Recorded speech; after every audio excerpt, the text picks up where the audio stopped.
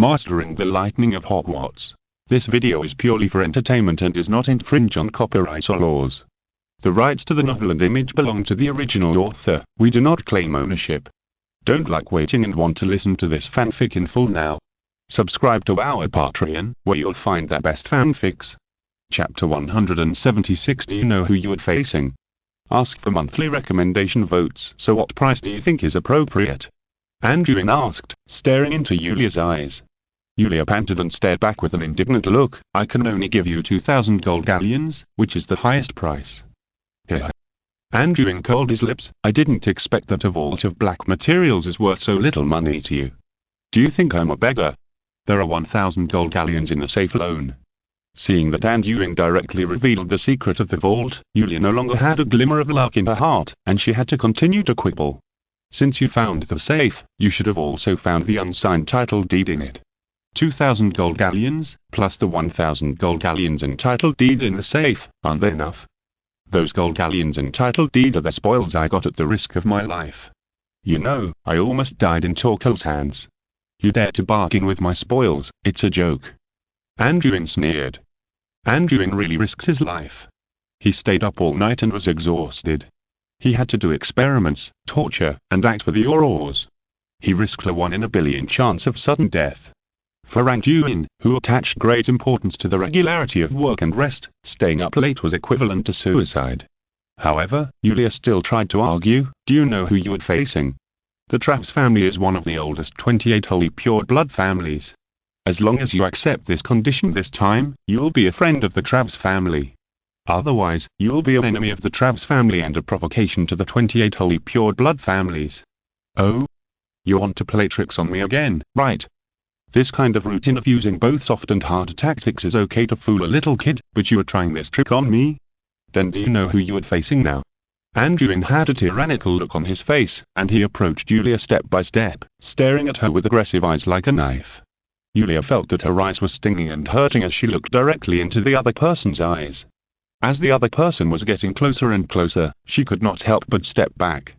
However, there was a chair behind her, so she had to stagger and fall onto the sofa, looking at Anduin who was looking down at her. Let me introduce myself to you here. My name is Anduin Wilson. I just turned 14 this year. I don't like to argue with others, because that will only bring me trouble and enemies. But if there are troubles and enemies, I will not lose to anyone, and I will clean them up before they open their mouths, and I won't give them any chance. You should know that the person standing in front of you is an underage wizard who single-handedly solved 5 Death Eaters. Do you think he will be afraid of your broken family? I am not negotiating with you by holding the little secrets of your family, but by relying on the strength that is enough to turn the pure-blooded 28 families that you are most proud of into 27 families. Listening to Anduin's words with murderous intent word by word, Yulia felt a chill on her back, and when she came to her senses, she found that her whole body was covered with cold sweat. Are you scaring me? Yulia gritted her teeth, condensed the last stubbornness, and looked at the other party. No, I'm just stating a fact, warning you, and threatening you.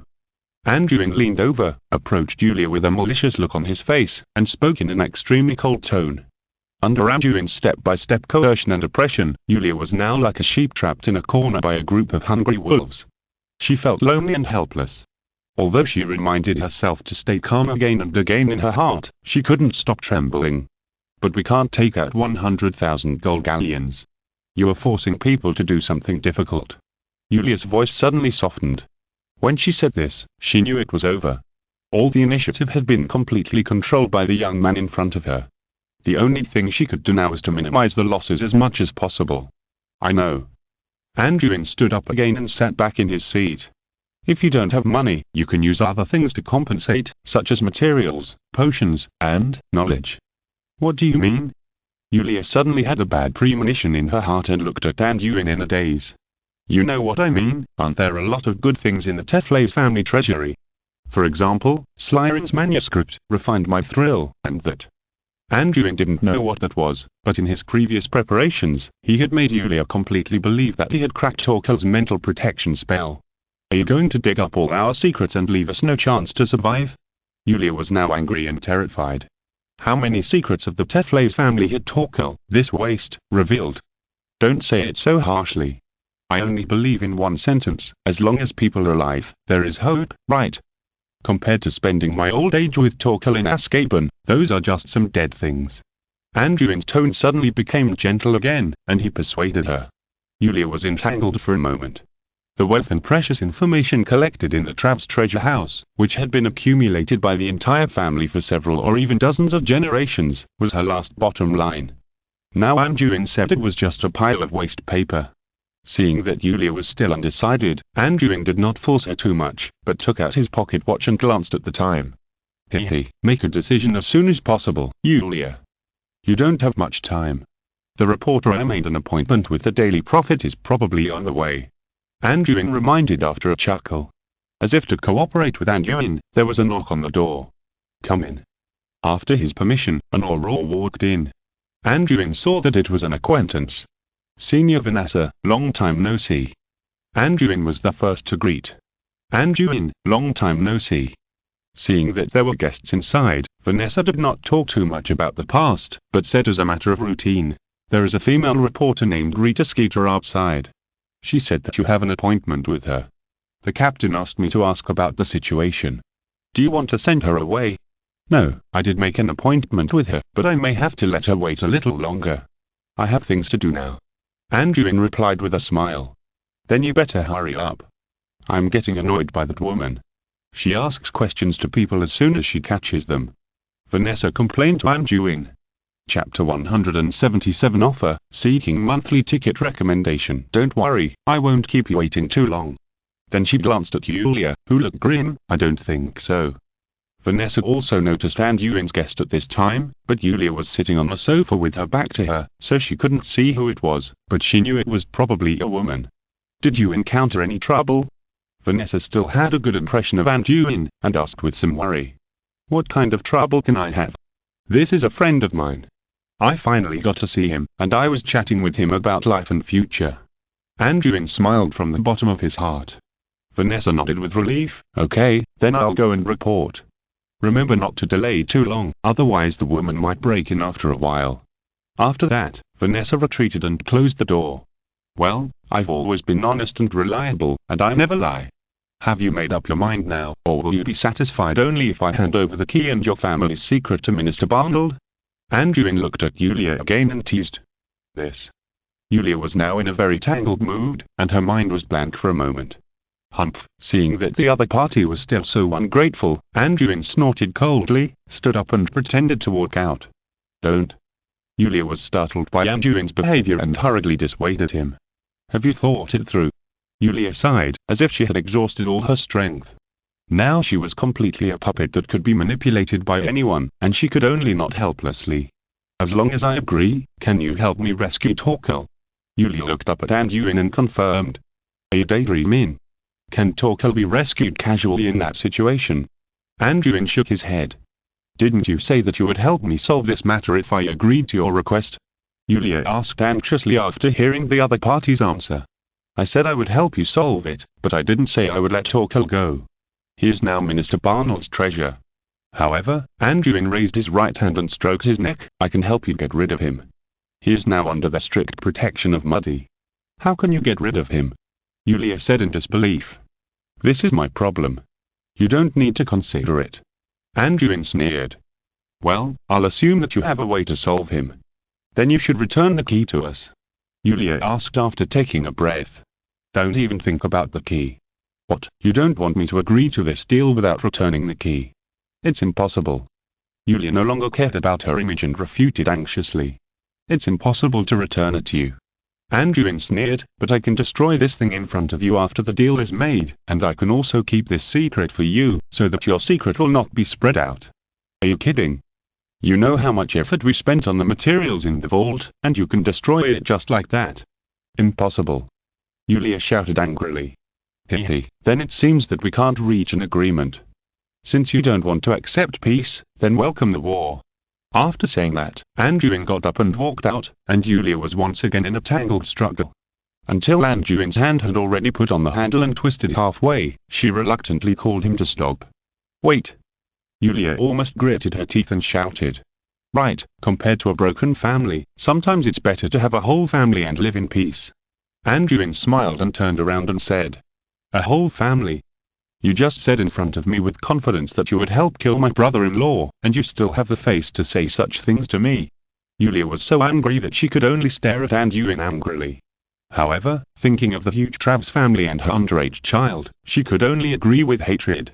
Anduin didn't mind this.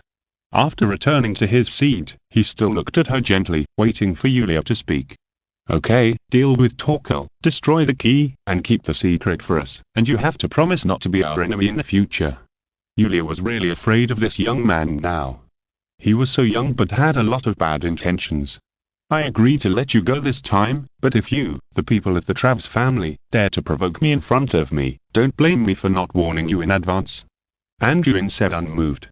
After thinking about it, Yulia seemed to have no other choice, so she nodded in agreement. Okay, but after the transaction is confirmed, you have to sign the unbreakable vow, otherwise I can't agree to you. Yulia said. Yes, but the unbreakable oath must be witnessed by a third party, and that witness must keep it secret. Anduin added. Okay, you will be the witness first, and I will sign an unbreakable oath with another witness. Yulia nodded. Then, you name your price. Yulia sighed. 30,000 gold galleons, and if it's not enough, I will use goblin silver. I want half of the things in your family's treasury, which must include 4 ounces of refined mithril, a 4-foot-long dragon heart tendon, and I want a copy of all your family books. Anduin opened his mouth and asked for a sky-high price. Are you kidding me? Yulia was almost laughing out of anger. This bastard really didn't consider himself an outsider. He asked for 30,000 galleons right away, and she knew the value of the treasury best. If she agreed to such conditions, she might as well go to war and defect from Britain tomorrow. Impossible. I can only promise you 5,000 gold galleons at most. You can choose 3 materials from the treasury. I can only give you 1 ounce of refined mithril at most. Dragon's heart tendon is no problem. The value of the family collection is not lower than those materials. I can only let you copy 20 books at most. Yulia knew that it was time to test her bargaining skills, so she could only try her best to lower the price. It was a pity that she, a noble lady, could not bargain with Anduin, who had been exposed to the market since childhood. 25,000 gold galleons, I will give you a little concession for the materials in the treasury. Only 1/3, and 1,000 copies of the family collection. This is already a big concession from me. Don't be ungrateful. Anduin put enough pressure on her again. Yulia shook her head again and argued again. Then Anduin and Yulia began to bargain extremely carefully about the price. The gold galleons were as few as 1 or 2, and the materials in the treasury were also from a few pieces or a fraction to a few ounces of each material, and the collection of books was negotiated one by one. After more than half an hour of negotiations, the two finally reached a consensus on the transaction price. Chapter 178 Unbreakable Vow. Finally, after more than half an hour of negotiation, the two finally reached a consensus on the transaction price. For Yulia, this half an hour seemed as long as a century. Maybe when she opened and closed her mouth, the hard work of several generations would be gone. How could she not feel distressed? Anduin pouted, feeling a little dissatisfied with the stinginess of the Trav's family, but fortunately, the final harvest was much better than he expected, so he did not waste his time. Now that it's confirmed, I'll ask a witness to come and swear now. Yulia wiped the sweat off her head and said, Remember not to find that Umbridge, she is too stupid. I'm afraid she will recite the spell wrong and kill me. Anduin reminded Yulia. She nodded helplessly and stood up. Unexpectedly, her legs softened and she almost fell to the ground. Fortunately, she held the sofa handle to avoid making a fool of herself. The negotiation just now consumed too much of her energy. She could only slowly hold the wall to walk out of the room. Yulia didn't let Anduin wait too long, and soon let a middle-aged man into the room. This is Cornelius Fudge, the director of the Department of Magical Accidents and Catastrophes. I think it would be best if he could be our witness. Yulia introduced Anduin weakly. Hello, Mr. Wilson, your feed today is really amazing. Everyone in the Ministry of Magic is talking about you now. Fudge greeted Anduin very humbly. He was suddenly asked by Yulia to be a witness, and he still didn't understand the situation. You are flattering me. This is what I should do. If you don't mind, I will preside over your unbreakable vow spell first. Anduin smiled and said, Oh? Why do I have to swear too? Fudge asked in confusion. It's just to keep it secret. Don't worry, I won't make it difficult for you. Yulia added that she just saw an acquaintance and dragged him over, and didn't even explain the details clearly. Of course, she didn't dare to say it. Fudge shrugged indifferently, then smiled and stretched out his right hand. Well, it's worth it to let me shake Yulia's right hand again. Yulia didn't respond to Fudge's compliment, but just stretched out her right hand woodenly and shook hands with her. Corneli Fudge, are you willing to keep everything you see and hear next, as well as everything about me and Yulia, secret? Anduin asked while pulling out his wand and mobilizing his magic power. I do. Fudge answered very easily, even a little inexplicably. However, Yulia was relieved about this, and then said, okay, it's our turn next.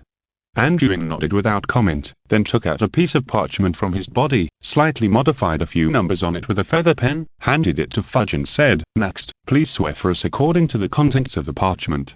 He was actually prepared in advance. This little bastard really had a plan in advance. Yulia watched Anduin fill in some numbers and knew what was going on in her heart, but it was irreversible at this time, so she could only grit her teeth and accept it. Fudge, who took the parchment, felt very relaxed. He was even very considerate to prepare the oath copy in advance until he could see the contents of the parchment clearly. Fudge stared at the words on the parchment with his eyes wide open. If he knew Chinese now, he would definitely shout fuck 3 times, then looked up at Yulia, then looked down at the parchment, and then looked up at Anduin again, as if to confirm that he was not dreaming. Hurry up, Mr. Fudge, we're in a hurry. Anduin could not help but urge. Yulia, the content on this, are you serious? Fudge, who was urged, still confirmed with some disbelief to Yulia. It was really a pot that was not open. Yulia was now in a hurry, and her heart was bleeding with every passing minute.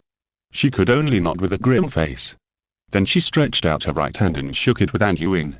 After confirming, Fudge swallowed his saliva, pulled out his wand and pointed it at the 2 people's wrists, and read out the oath in a trembling voice.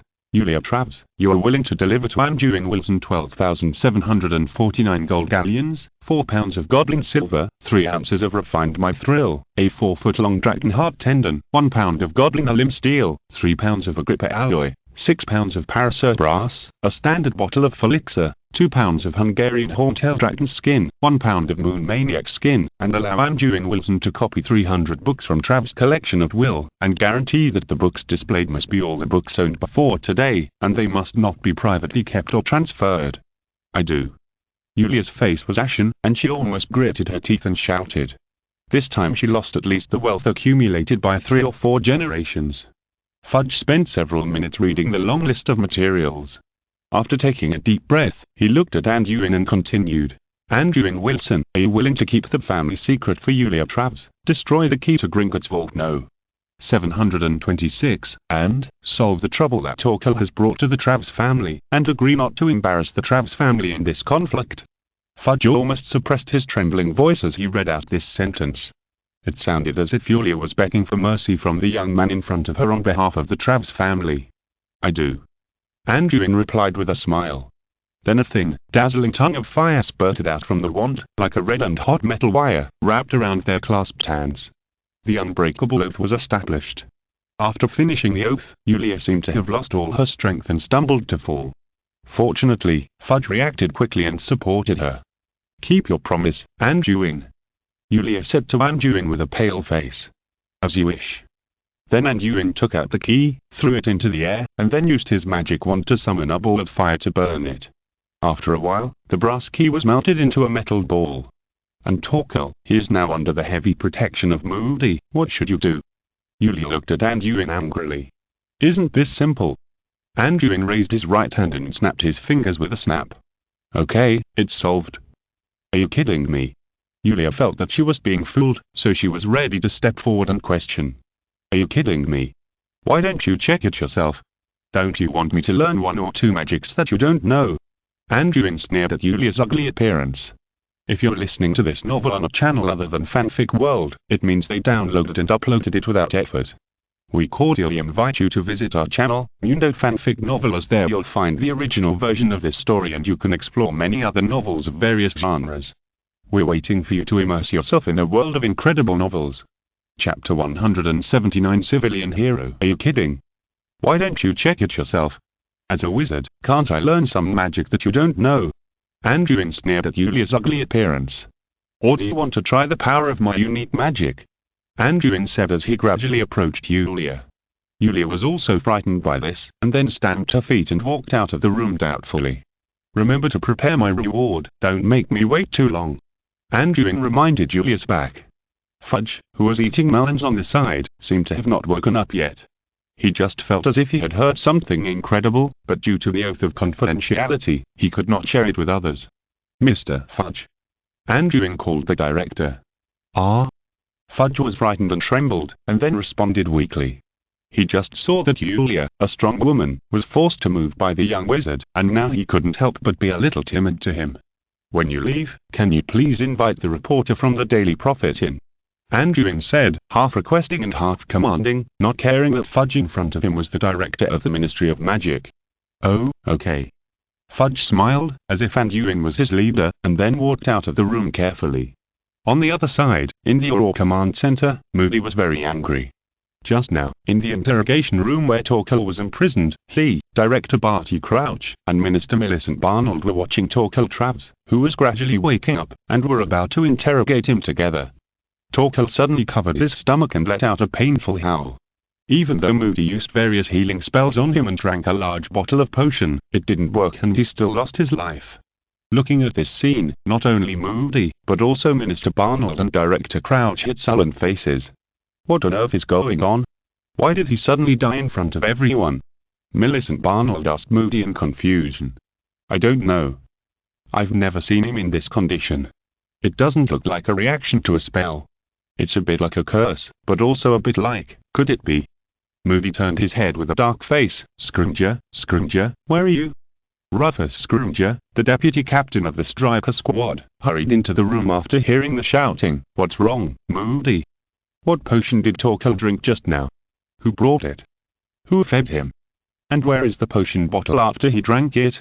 Moody asked Scrimger in a barrage of words. "Torkel." Scrimger only then realized that Torkel's body was gradually getting cold. "He's dead." "Are you suspicious?" "Yes, it's either a curse or poisoned. Go check it out," Moody shouted angrily, pointing outside the door. Scrimger also knew the temper of the old captain, and knew that the situation was urgent, so he rushed out of the interrogation room. "Damn it, we were just a little bit short, but those bastards succeeded again." Moody stomped his cane hard and cursed with gritted teeth. He knew that he probably couldn't find anything, but he didn't expect those bastards to react so quickly and act so cruelly. Minister Barnold and Director Crouch were also a little upset, and Moody paced back and forth in the room angrily. "Well, okay, no matter what, the capture of 5 Death Eaters this time is already a big gain, but it's a pity that the big fish got away." Barty Crouch sighed and comforted Moody. "Yes, speaking of it, isn't that Anduin Wilson the one who helped us arrest 4 Death Eaters on Christmas 2 years ago?" Millicent Barnold quickly regained her composure and did not show too much emotional fluctuations. Instead, she turned around and asked about the hero this time. "Yes, in that battle, he saved Harry's life. He is the savior Harry Potter." Although Moody couldn't calm down, he still reported to Millicent Barnold seriously. "Well, he's young and promising. He has made great contributions this time. Arrange for us to meet as soon as possible. It has been a long time since the wizarding world has heard such exciting good news," Millicent Barnold said thoughtfully. "Oh? What do you mean?" Barty Crouch seemed to understand what the minister meant and asked tentatively. "A civilian hero, and an underage wizard from Muggle family, such news can best boost morale, right?" Millicent smiled at Crouch and said, "Yes, but Dumbledore, would he have any objections? After all, this is his student." Crouch asked hesitantly. "This is a good thing, not a bad thing. What can he have any objections to?" Moody also interrupted and shouted at this time. "I remember that he wanted to keep a low profile after Anduin made a contribution last time. He was afraid that overexposure would bring danger to the child." Crouch explained to Moody. "Ha ha ha, now the mysterious man is gone, what's so scary? As for ordinary dark wizards, I'm not bragging, they are probably not enough for Anduin to beat with one hand. You don't know how exciting his equipment is." Moody laughed. He was drooling when he thought of the good things on Anduin. It seems that Moody has great confidence in Anduin. In this case, let's decide it. I will explain to him if Dumbledore asks. Let's go. Let the remaining Death Eaters wait for public trial," Millicent Barnold said with the final word. "Yes. Yes." Moody and Crouch replied. Back to Anduin, he finally met Rita Skeeter, the reporter of the Daily Prophet, again. Mr. Wilson, I didn't expect you to think of me first after you did such a great deed. I'm really honored. Although Rita Skeeter is already a well-known reporter and has just made a name for herself in the newspaper, she is more likely to reveal gossip about celebrities. In fact, the newspaper received a tip-off when the accident happened this morning, but because the law enforcement department was too tight, they didn't even know what happened. They only heard that several Death Eaters were dragged into the Ministry of Magic by the strikers early in the morning. After squatting at the entrance of the Ministry of Magic for half a day, they found out that it was an underage wizard who knocked down 5 Death Eaters. Originally, such a level of news would not be the turn of a reporter like her. She was only qualified to take pictures from a distance. Who knew that good news would come from the sky, and Anduin's invitation letter fell from the sky. With this letter, she could rush into the law enforcement department with confidence.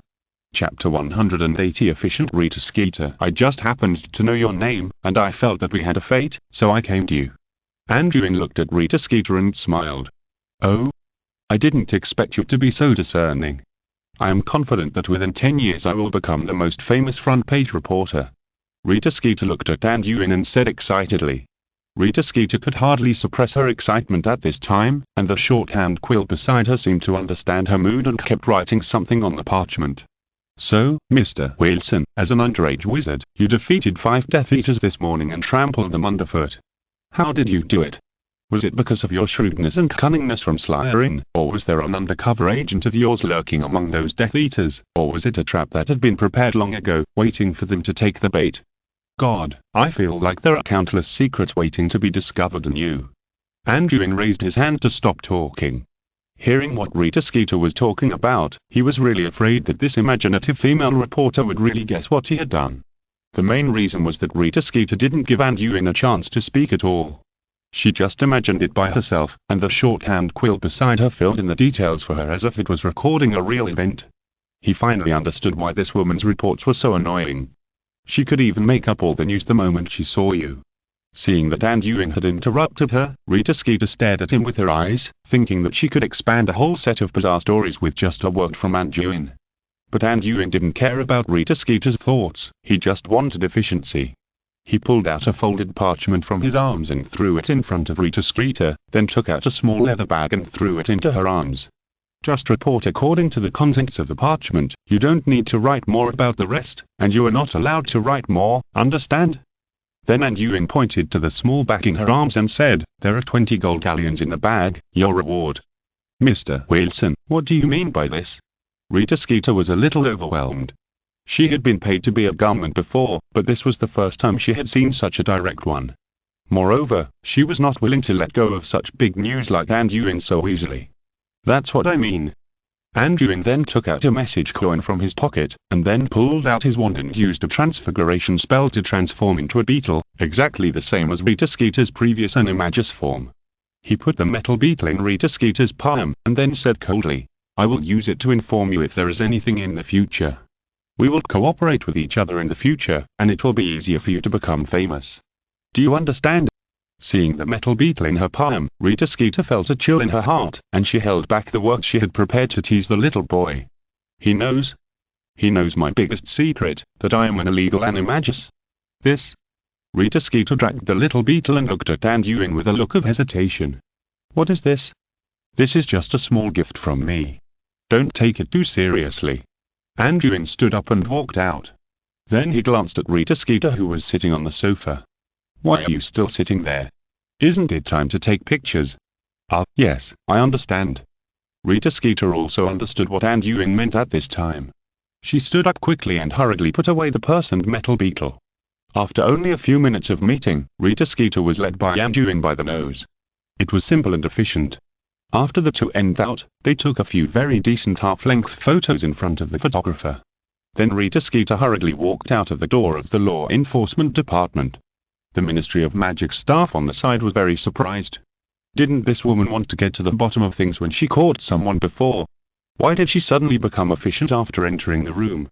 Anduin, why did that woman suddenly become quiet? She was just chattering and arranging us. Vanessa, who was on duty, came over and talked to her. Who knows, maybe she is actually an introvert. Anduin casually said perfunctorily, changing the subject. By the way, Vanessa, someone was here just now, so I didn't have a chance to catch up with you. Congratulations on becoming an official RAW. I heard from Moody that your internship results are the best he has seen in recent years. Really? Vanessa smiled when she heard Anduin talking about this. It's mainly because of the good guidance of Chief Moody. Although I have become an official RAW now, I still don't have many opportunities to go on field missions. I can only handle some paperwork in the office. By the way, you really stole the show this time. The minister just personally instructed that he would take you to see her when you come out. Is that so? Then let's go now. Anduin nodded, and then suddenly remembered something and asked, by the way, can you do me a favor? What is it? Just tell me. Vanessa replied casually. I have an unsigned deed here. Can you help me convert it into a personal deed? Anduin took out the deed from his body and asked. It's always unsafe to carry this thing with you. If you accidentally lose it or break it, it will be troublesome. He plans to tie it to himself as soon as possible. Anyway, he is alone now and doesn't need to leave a way out for his descendants. How do you have such a thing? Unsigned deeds are very precious. There are only a few in the entire wizarding world. It's very troublesome to convert a personal deed into an unsigned deed, but it's very simple to convert an unsigned deed into a personal deed. This is also the preciousness of this deed. Vanessa took a look at the deed with some curiosity, and then looked at Anduin in amazement. The property in Diagonally, where did it come from? Vanessa asked in surprise. I found it from those Death Eaters, and now it's mine. This doesn't violate the rules, right? Anduin had learned in advance that the financial assets seized from Dark Wizards or Death Eaters, except for ones or items with owners, do not need to be hand-didding, so he can take it out publicly, which can also make it legal. Anyway, Torkel is dead, and there is no evidence now, so he can say whatever he wants. This is not against the rules. As long as it's not a personal deed that can prove the financial status of the owner, it can be attributed to the individual. Vanessa nodded in confirmation. Chapter 181 Reward. But my goodness, you are so lucky. Others can only get a few gold galleons from the Death Eaters at most, but you own a property in Diagonally. Vanessa said with some envy. You know, the Greengrass family doesn't have any property in Diagonally. It's just luck. Maybe I will come across one someday. By the way, I will treat you to a meal after completing the property transfer procedures. Anduin said with a smile. Okay, it's a deal. In Vanessa's eyes, Anduin has become a little rich man, so naturally he would not refuse. The procedures are very simple. So, I will take you to complete the property procedures first, and then go to see the minister. She may be busy now. Vanessa said after returning the title deed to Anduin. I'll listen to you. Anduin said with a smile. Then Anduin followed Vanessa to the 5th floor and completed the procedures in the office of the International Magic Trade Standards Association of the International Magical Cooperation Department. The procedures were really quite simple. There was no need to change a new title deed. 3 official seals were directly stamped on it, and then the file was recorded. Anduin found that almost all matters related to trade and commerce must go through the Department of International Magical Cooperation. He always thought that this was an institution that communicated with the Ministry of Magic of other countries. He was very puzzled about this. After asking Vanessa, he realized that it was because of the goblins. Since almost all trades require the use of gold galleons cast by goblins, goblins are also involved in business, and goblins originally belonged to the International Neutral Camp. Many business behaviors and transactions must refer to international magic laws.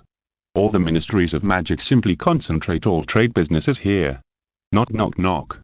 After handling the business, Anduin knocked on the door of the Minister of Magic's office. Come in. Anduin walked into the office and found that Barty Crouch, the director of the Law Enforcement Department, and Moody were both there, and they seemed to have just discussed something. Barty Crouch was sorting out several documents. Seeing this Director Crouch, Anduin thought of the confessions of those Death Eaters. It seemed that his son was a Death Eater, so he was not completely reassured about the position of this director. You're just in time, Anduin. We were just talking about you. How was your rest? Minister Bagno asked with a rare gentle expression. Hello, Minister Bagno, the lounge arranged by Moody is very comfortable. I rested very well. Anduin said with a smile. That's good. Moody has written a very detailed report on the battle this morning. As an underage wizard, you fought bravely and defeated 5 Death Eaters led by Torkel Travs independently. You have made outstanding contributions to the entire British wizarding world, so we should reward and encourage you. Millicent Barnold was as capable as ever and went straight to the point. Moody on the side was smiling and winking at Anduin, as if he knew some good news in advance. Of course, with his noble face, making such frivolous movements was still very scary. You are too kind. I'm just protecting my own safety, not for any reward. Besides, those Death Eaters have been threatening the safety of the wizarding world and hindering the peace process. All wizards with justice have the responsibility and obligation to fight against them, and I just happened to be there. Anduin stood straight and said seriously. If Yulia was here, she would probably be so angry that she would vomit blood on the spot after hearing Anduin's words. This young man is more hypocritical and insidious than all the slyerings she has ever seen. However, after hearing Anduin's words, the three people present nodded involuntarily, and their thoughts were more firm in their hearts. This young man is just, modest and prudent, has excellent character and learning, behaves properly, and has a good image. He is really a very high-quality candidate. Well, you don't need to be too modest. We will not forget your outstanding contribution, and we have already discussed your reward. Millicent Barnold spread out a document in her hand and took a look. Firstly, Mr. Anduin Wilson, the Department of Magical Accidents and Catastrophes has detected that you cast spells outside of school at 6 am this morning in Regent's Park and at 3 p.m. yesterday in downtown London. I hereby declare that all your previous spell casting outside of school was legal. Millicent Barnold seriously characterized this emergency. Secondly, in view of the fact that you faced the violence of 5 Death Eaters independently this morning, you resisted without fear of difficulties and subdued them all. Afterwards, you immediately handed them over to the Law Enforcement Department to assist the Ministry of Magic in combating crime. In view of your heroic performance, the Ministry of Magic intends to commend you as follows. First, the Ministry of Magic will award you a gold medal of bravery. Second, the Ministry of Magic will award you a bonus of 1,000 gold galleons as encouragement. Third, the Ministry of Magic will award you the title of Battle Hero and a Medal of Honor. In a few days, the Ministry of Magic will hold a public celebration banquet for you and award you a medal in public, and the Ministry of Magic Public News Department will also prepare a personal interview for you. Remember to prepare it when the time comes. After reading the commendation order, Millicent Barnold regained a gentle expression and smiled at Anduin. Battle Hero. Anduin was stunned for a moment after listening to the contents read by Minister Barnold. He knew that this fair and capable Minister of Magic would definitely not treat him unfairly, and he could expect the Medal of Bravery and bonus. After all, he had experienced it once before. But he did not expect that the Minister would actually award him the title of a Battle Hero. You have to know that he is not a civil servant, not even an adult wizard. Why did he suddenly give him such a big hat, and even arranged a celebration banquet and interview? This was really unexpected.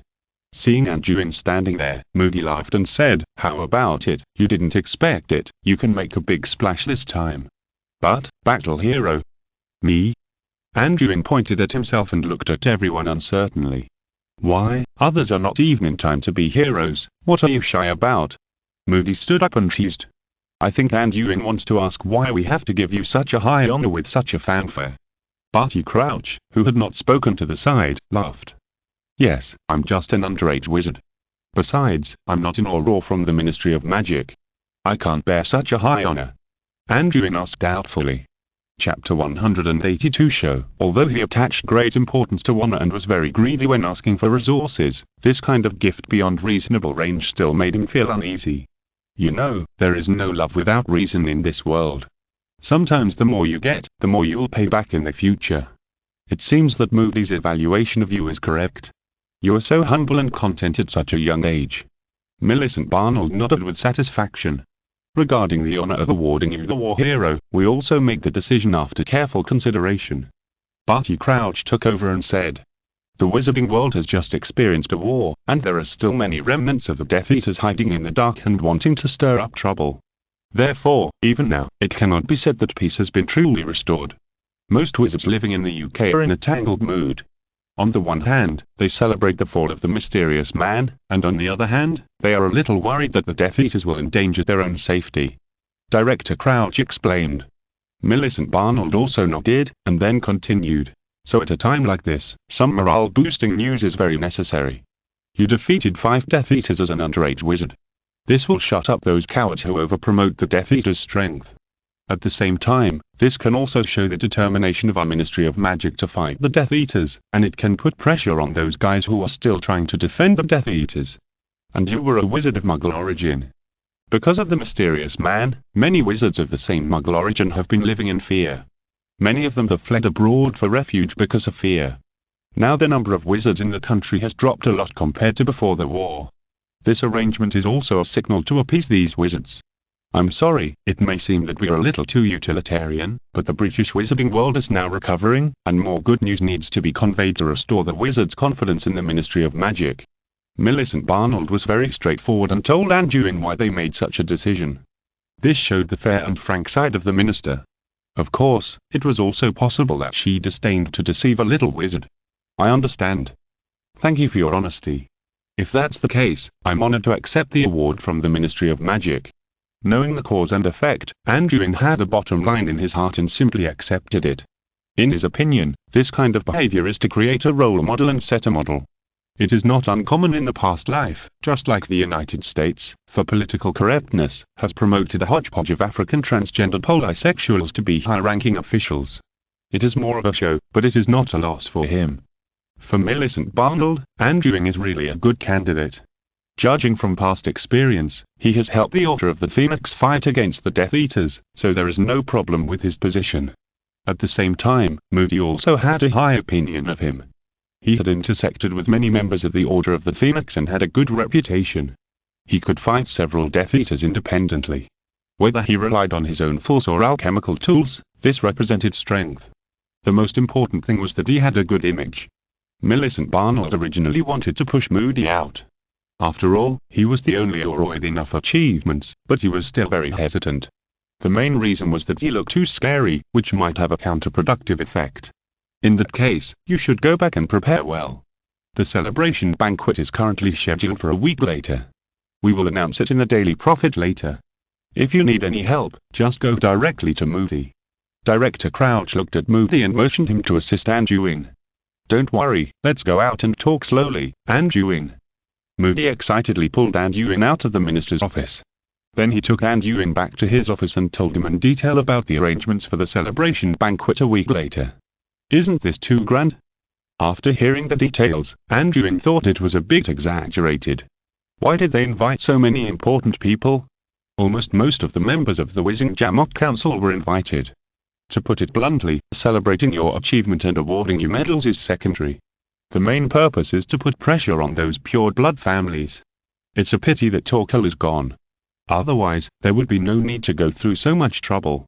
Just use the Travs family as a warning to the monkeys and withdraw their seats in the Wizengamot. Then we'll see who dares to protect the Death Eaters.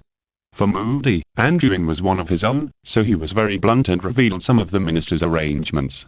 Torkel is gone. What does that mean? Anduin asked with a puzzled expression. Humph, just when we were preparing to interrogate him, Torkel suddenly died before he could even open his mouth. I don't know if he was cursed or poisoned. I guess the most likely possibility is poisoning. Damn, we haven't been able to find the murderer until now, not even a clue. Moody was so angry when he thought of this. Scrimgeour still hasn't found the result. Anduin was relieved to hear that there was no result, but he was very sure of Moody's judgment ability. His guess was accurate enough. Fortunately, they had never seen cyanide sacs, otherwise they would be exposed. Torquay was poisoned to death. Anduin tried to change the subject, then I won't become a target. They dare? Moody's eyes widened. You were Dumbledore's student, and you were also a war hero awarded by our Ministry of Magic. If they want to touch you, they have to be brave enough. However, Anduin's words may have alerted Moody, making him feel a little uneasy. So he continued to say to Anduin, how about I find you a toy mirror, and if you're in danger, contact me immediately. Don't bother, I have this. Anduin took out a communication amulet and said, what good thing is this? Moody felt that Anduin was like a store, and he could take out some strange things at any time. The communication amulet 2.0 was my improved sample with a positioning function. I only have one left. I'll give you one. If I'm in danger, I'll send out an emergency signal. It will emit a red light and a scream, and it will show my location. If it emits a blue light, it's a normal signal, which means I want to find you, but it can't show your location. Great stuff. If I receive your normal signal, I'll go to the Longbottom house to find you. Moody was very happy to accept the amulet, and even let Anduin test it in front of him. Then Anduin said goodbye to Moody, and took Vanessa to the Leaky Cauldron through the Flun network and treated her to a good meal. Chapter 183. Don't worry. After that, Anduin said goodbye to Vanessa and Tom and returned to the Longbottom family. At this time, Augusta didn't know what happened in that day. So, in this day, you defeated 5 Death Eaters and received the award from the Ministry of Magic. Augusta looked at Anduin in amazement. Not bad. Anduin stretched his body. He was exhausted that day. And the Ministry of Magic will hold a celebration party for me in a week. Merlin's beard, are you sure you are not kidding me? Augusta's face was full of disbelief. Didn't you listen to the wizard broadcast? The arrest of 5 Death Eaters is a big deal. Anduin said as if nothing had happened. I didn't expect that it was you who did it. My God, you are not injured, are you? Are those Death Eaters very scary? Augusta was very concerned and checked Anduin. He was very sensitive to the attack of Death Eaters and his mood was very complicated. Don't worry, I'm fine, otherwise I would be in a hospital now. By the way, Anduin thought of something. The Ministry of Magic allowed me to invite my friends to the celebration banquet. You can come with me then. Okay, no problem. Augusta gradually digested the news and finally breathed a sigh of relief. After dealing with the shocked Augusta, Anduin returned to his room on the pretext of being tired, and then took out the parchment to write the invitation to the banquet. First of all, his classmates must be invited, as well as his professors and Hagrid. Although he was a little reluctant, he also wrote a letter to Snape. Secondly, there are these friends outside the school. He doesn't have many friends in the wizarding world. The Weasley family, Tom, Diggory and the Lovegood family, and then there are no more. After receiving their confirmation letter, Anduin still has to report the personnel to the Ministry of Magic. Anyway, Moody told him that this banquet is actually a show. He doesn't need to pay attention to the game between the minister and those families and parliamentarians. He just needs to play. After finishing all this, Anduin fell into bed. He hadn't rested for a long time, and soon fell asleep. While Anduin was sleeping soundly, the big news that shook the entire wizarding world quickly spread. People from all walks of life in the British wizarding world instantly focused their attention on this young man named Anduin Wilson. Snape, who had just learned the news, ran back to Hogwarts and broke into Dumbledore's office. Have you received the news? The 5 Death Eaters were really caught by Anduin? Snape asked hurriedly as soon as he entered the office. Yes. At this time, Dumbledore was sitting at his desk and sipping tea leisurely. I just communicated with Millicent. It's really great news. What do you think? Snape said meaningfully. What do you mean, isn't this good news? Dumbledore said as if he didn't understand. Is it that simple? Yaxley is one of the 5 Death Eaters. How did Anduin run into him by chance, and he defeated them all without any injury? Snape felt that something was fishy when he heard the news. He had finally locked Yaxley's position, but before he could take action, Anduin intervened. I have read the Ministry of Magic's report on the incident.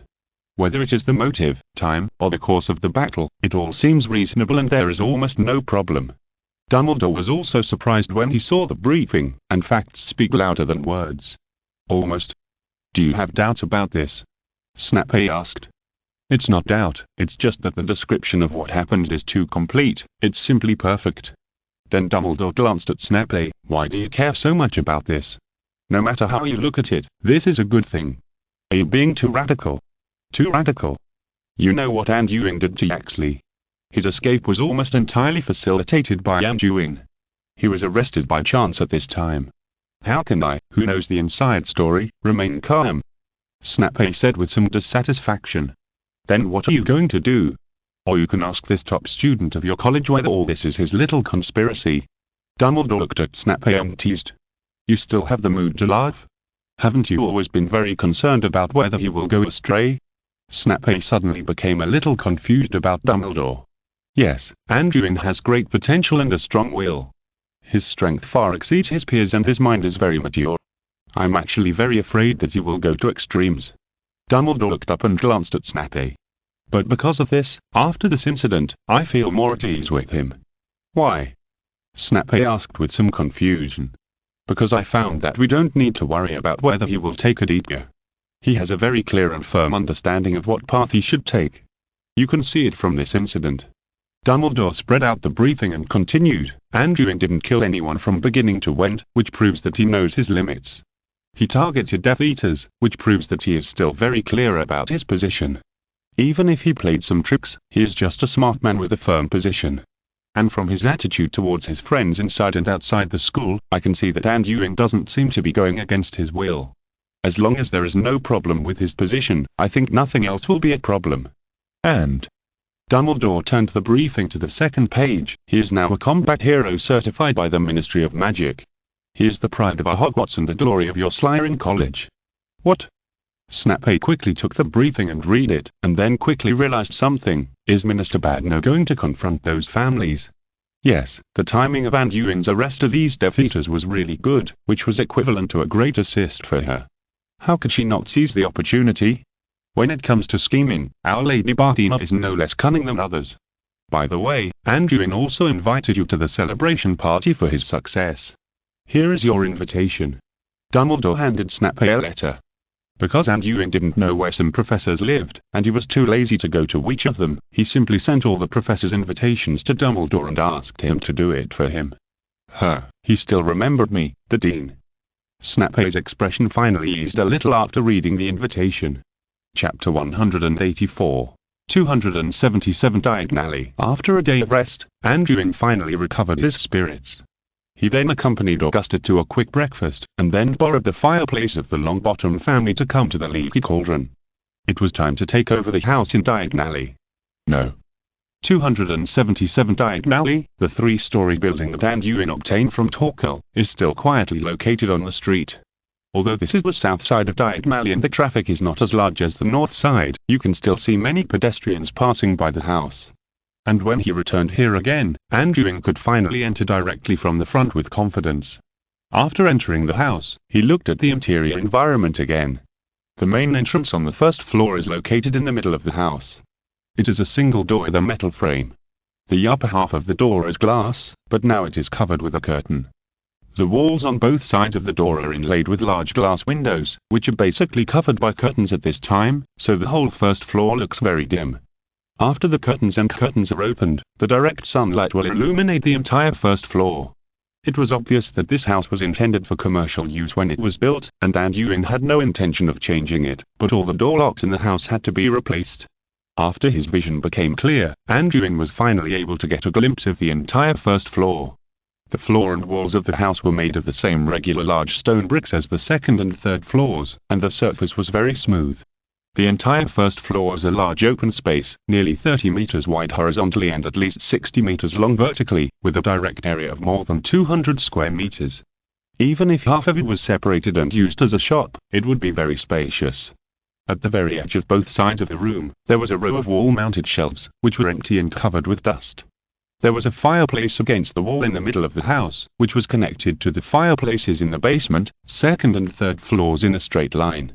The whole room exuded a dull and closed smell. It seems that the entire first floor has been abandoned for quite some time. Those Death Eaters probably just used it as a corridor leading to the main door. Anduin carefully observed the surroundings. But except for some dust, it is kept very dry. Let's clean the first floor first. After thinking about it, Anduin mobilized his magic power. A whirlwind swept through the room with him as the center, rolling up all the dust on the floor and shelves, and then threw it out of the window. Then he used the clear water-like spring spell to scrub the room, and then used the magic spell to dry it, and opened the window for ventilation. Soon the whole hall was filled with a refreshing breath. Next, Anduin used the same operation to clean the second and third floors, especially the place where the Death Eaters lay the night before. He even used the extraction spell to clean the stains on the carpet, sofa, wall cracks and other places. The next step is to clean up the rooms on the third floor. Last time I discovered that the rooms here are very special. Not every room is built with stone bricks. I guess the original layout was not like this. After thinking about it, Anduin used the shrinking spell to shrink all the furniture and beds in the 5 guest rooms, and then took them away. These look like temporary equipment and were of average quality. The beds, quilts, etc. were the same as those in the basement. They should have been taken out for temporary use. He didn't want to use these things used by the Death Eaters, so he planned to put them all away. Then he began to grope along the walls of the third floor. Sure enough, These rooms were temporarily separated by earth bricks, and even the doors were open. Then Anduin began to violently demolish, breaking down all the earth brick walls, and then moving them all away, leaving only the original stone wall structure of the house. After cleaning, the entire third floor was restored to its original appearance. There are actually only 2 rooms on the entire third floor, one with a large area and one with a smaller area. The bathroom was actually connected to the large room. It seems that the entire third floor has only one master bedroom, one secondary bedroom, and a living room. The layout is good, and the place is spacious. We can live in it after redecorating it. Anduin nodded, feeling very satisfied. Anduin spent a whole day buying a lot of furniture and decorations from Diagonally and Muggle shopping malls. Fortunately, with the help of magic, transportation was not troublesome. Then he redecorated the master bedroom on the third floor, including carpets, curtains, double 4-poster beds, various chairs, etc. After all the decorations, the room finally hit some home atmosphere. At the same time, he also changed the door locks of the whole house, which made him feel more at ease. At least it can be lived in now. This way I have a fixed residence. I don't have to live under someone else's roof during the holidays. Anduin clapped his hands and thought with satisfaction. But it's not over yet. Anduin sat on the desk, took out a piece of parchment and kept writing and drawing on it. He also had to arrange a new set of protective magic for the whole house. He was very disdainful of the protective spells used by the Death Eaters before, and he was going to plan his future residence carefully. As for the alert, I have made some progress in my recent research on the peephole. I should be able to master the rune of malice perception in a while, so I have to add it. The usual alert spells are also necessary, and we have to make some arrangements for anti-reconnaissance, including taking into account chimneys and sewers.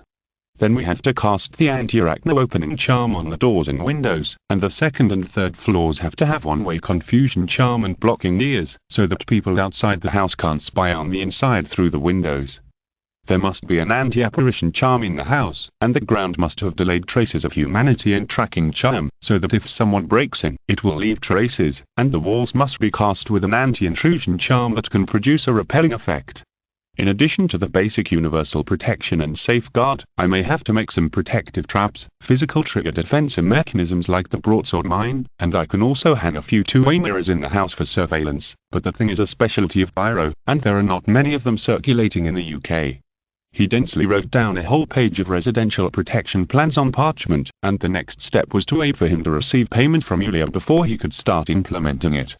After arranging everything, Anduin went directly back to the Longbottom home from the fireplace of 277 Diagonally, just in time for dinner. After another day passed like this, Anduin received the long-awaited good news from Yulia. The things are finally gathered together, and the efficiency is not slow. Anduin thought as he looked at the letter signed by Travs. Chapter 185 Great Harvest. After receiving the notice from Yulia, Anduin began to prepare. The first thing was various tactical equipment. He adjusted them to convenient positions and ensured that they could support a small-scale battle. Although the probability was small, he could not guarantee whether the Travs family would turn against him. The second thing was the space equipment. After all, the amount of materials collected was not small.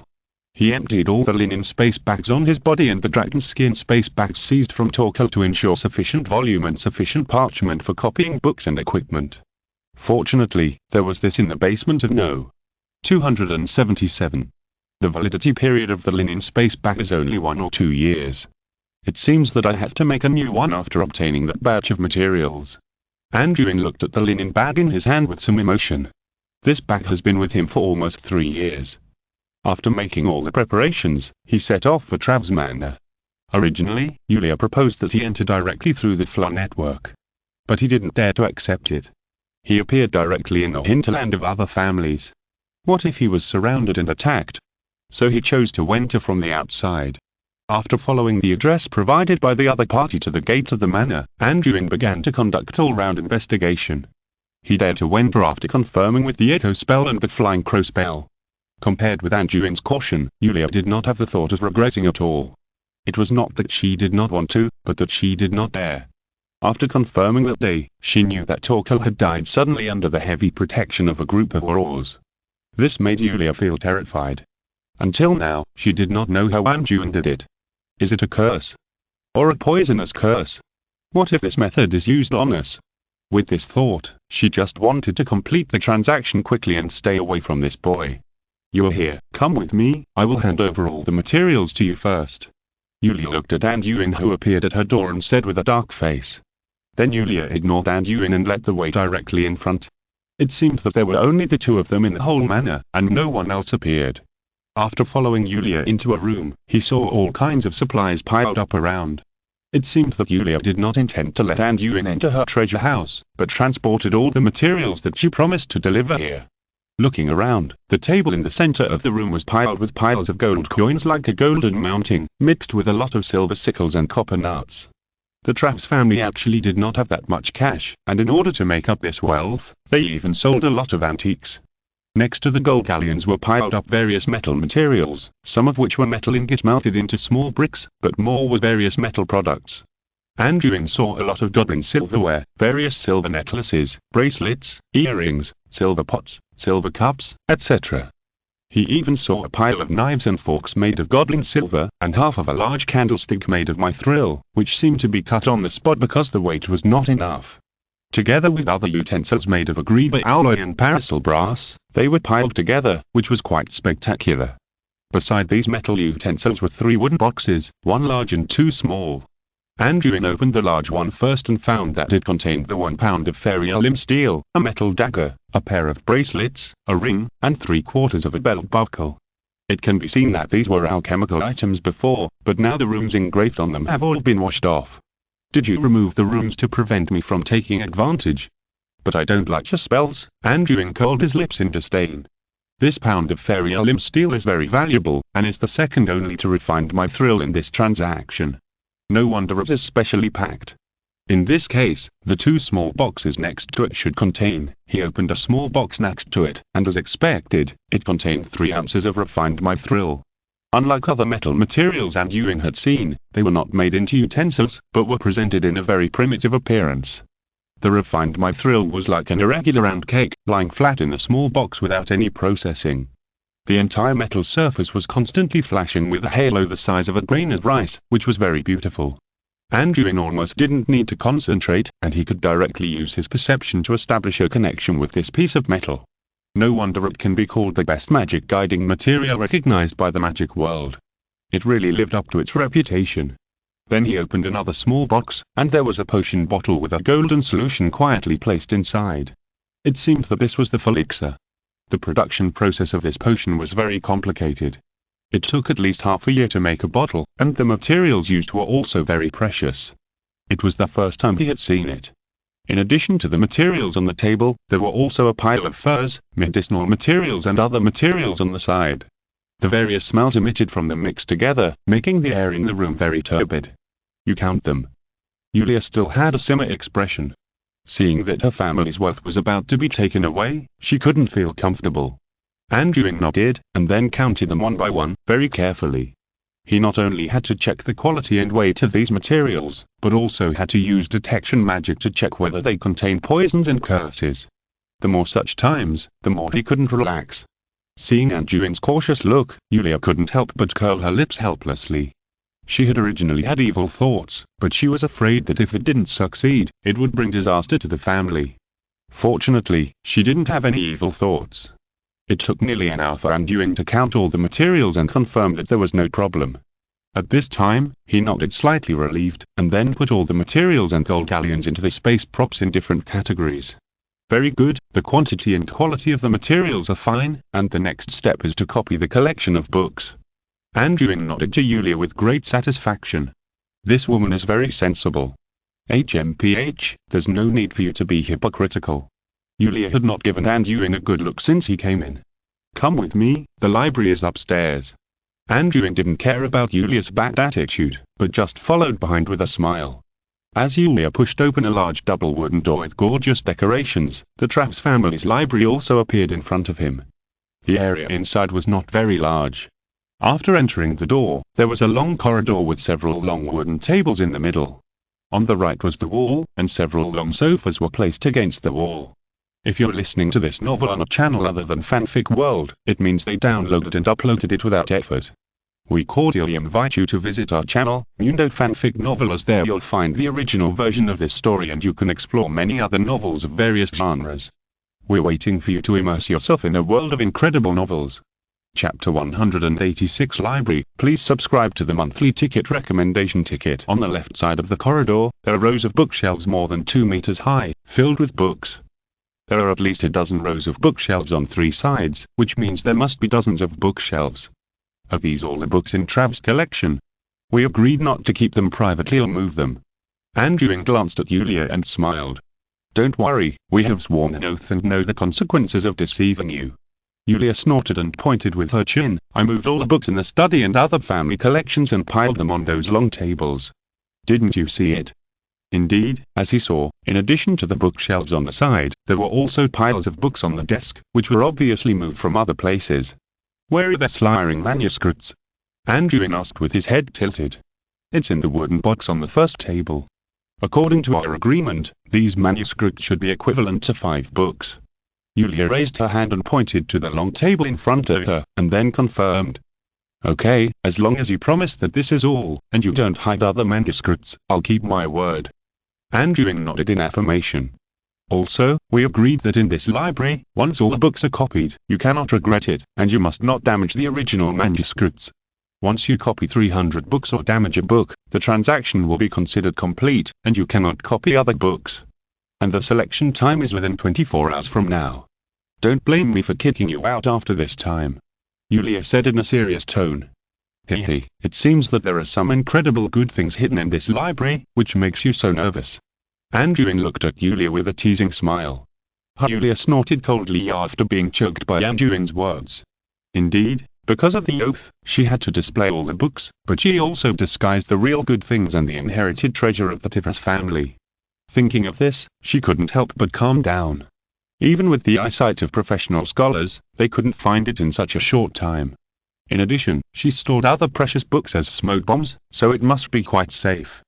Ignoring Yulia, who was looking dark, Anduin took the lead toward to the box with Slytherin's manuscript in front of him. After opening the wooden box, there was an old book that looked very old. The paper on it had all turned yellow, and some pages had fallen off because of the long time.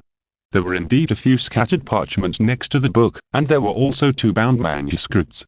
Yulia on the side didn't look at Anduin, who was quietly checking the information, but walked to their sofa beside and sat down elegantly. Look, if you get addicted to it, you might ignore the treasures hidden in the library. Anduin didn't know what Yulia was thinking, but he was in a really good mood now. He took the lead and opening the bound book and checking the contents inside. What is this? Slytherin's research notes, containing a lot of black magic and blood magic. Anduin's brows relaxed, and he could hardly suppress the joy and excitement in his heart. But he still restrained the urge to read it carefully, and quickly took out the parchment from the space back and quickly copied the contents of the notes. Now is not the time to study it carefully. After adjusting his mood and returning to his calm state, he checked the 2 manuscripts. One of them was the rune formula of the Slytherin mental protection spell, but many of the words on it were incomplete, and a small part of the rune lines were also missing. Did Yulia deliberately destroy these contents so that I could not get the complete materials? No, if that was the case, why didn't she destroy the notebook? And I was just copying it. She wouldn't be so desperate. The original manuscript should have been incomplete. But where did the protective spell in Torkel's brain come from?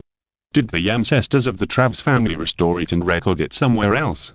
That should be the case. Torkel said that it was Yulia who cast a spell on him using the magic book. It seems that the magic book is the key. Anduin made a judgment in his heart, but even if the incomplete information was also valuable, he still copied it carefully. After putting away this manuscript, he opened another rolled-up manuscript. Fear. Anduin was stunned when he saw the introduction on the manuscript. This manuscript was complete, which also confirmed his guess, but the content recorded on it still caused him surprise. Is there such a magic? After using it, you can release mental fluctuations around you at any time and place, causing fear in the hearts of the surrounding creatures. And like the mind protection spell, it is a spell of the mind system. In addition, it is said that Slytherin is good at brain occlusion and legilimency.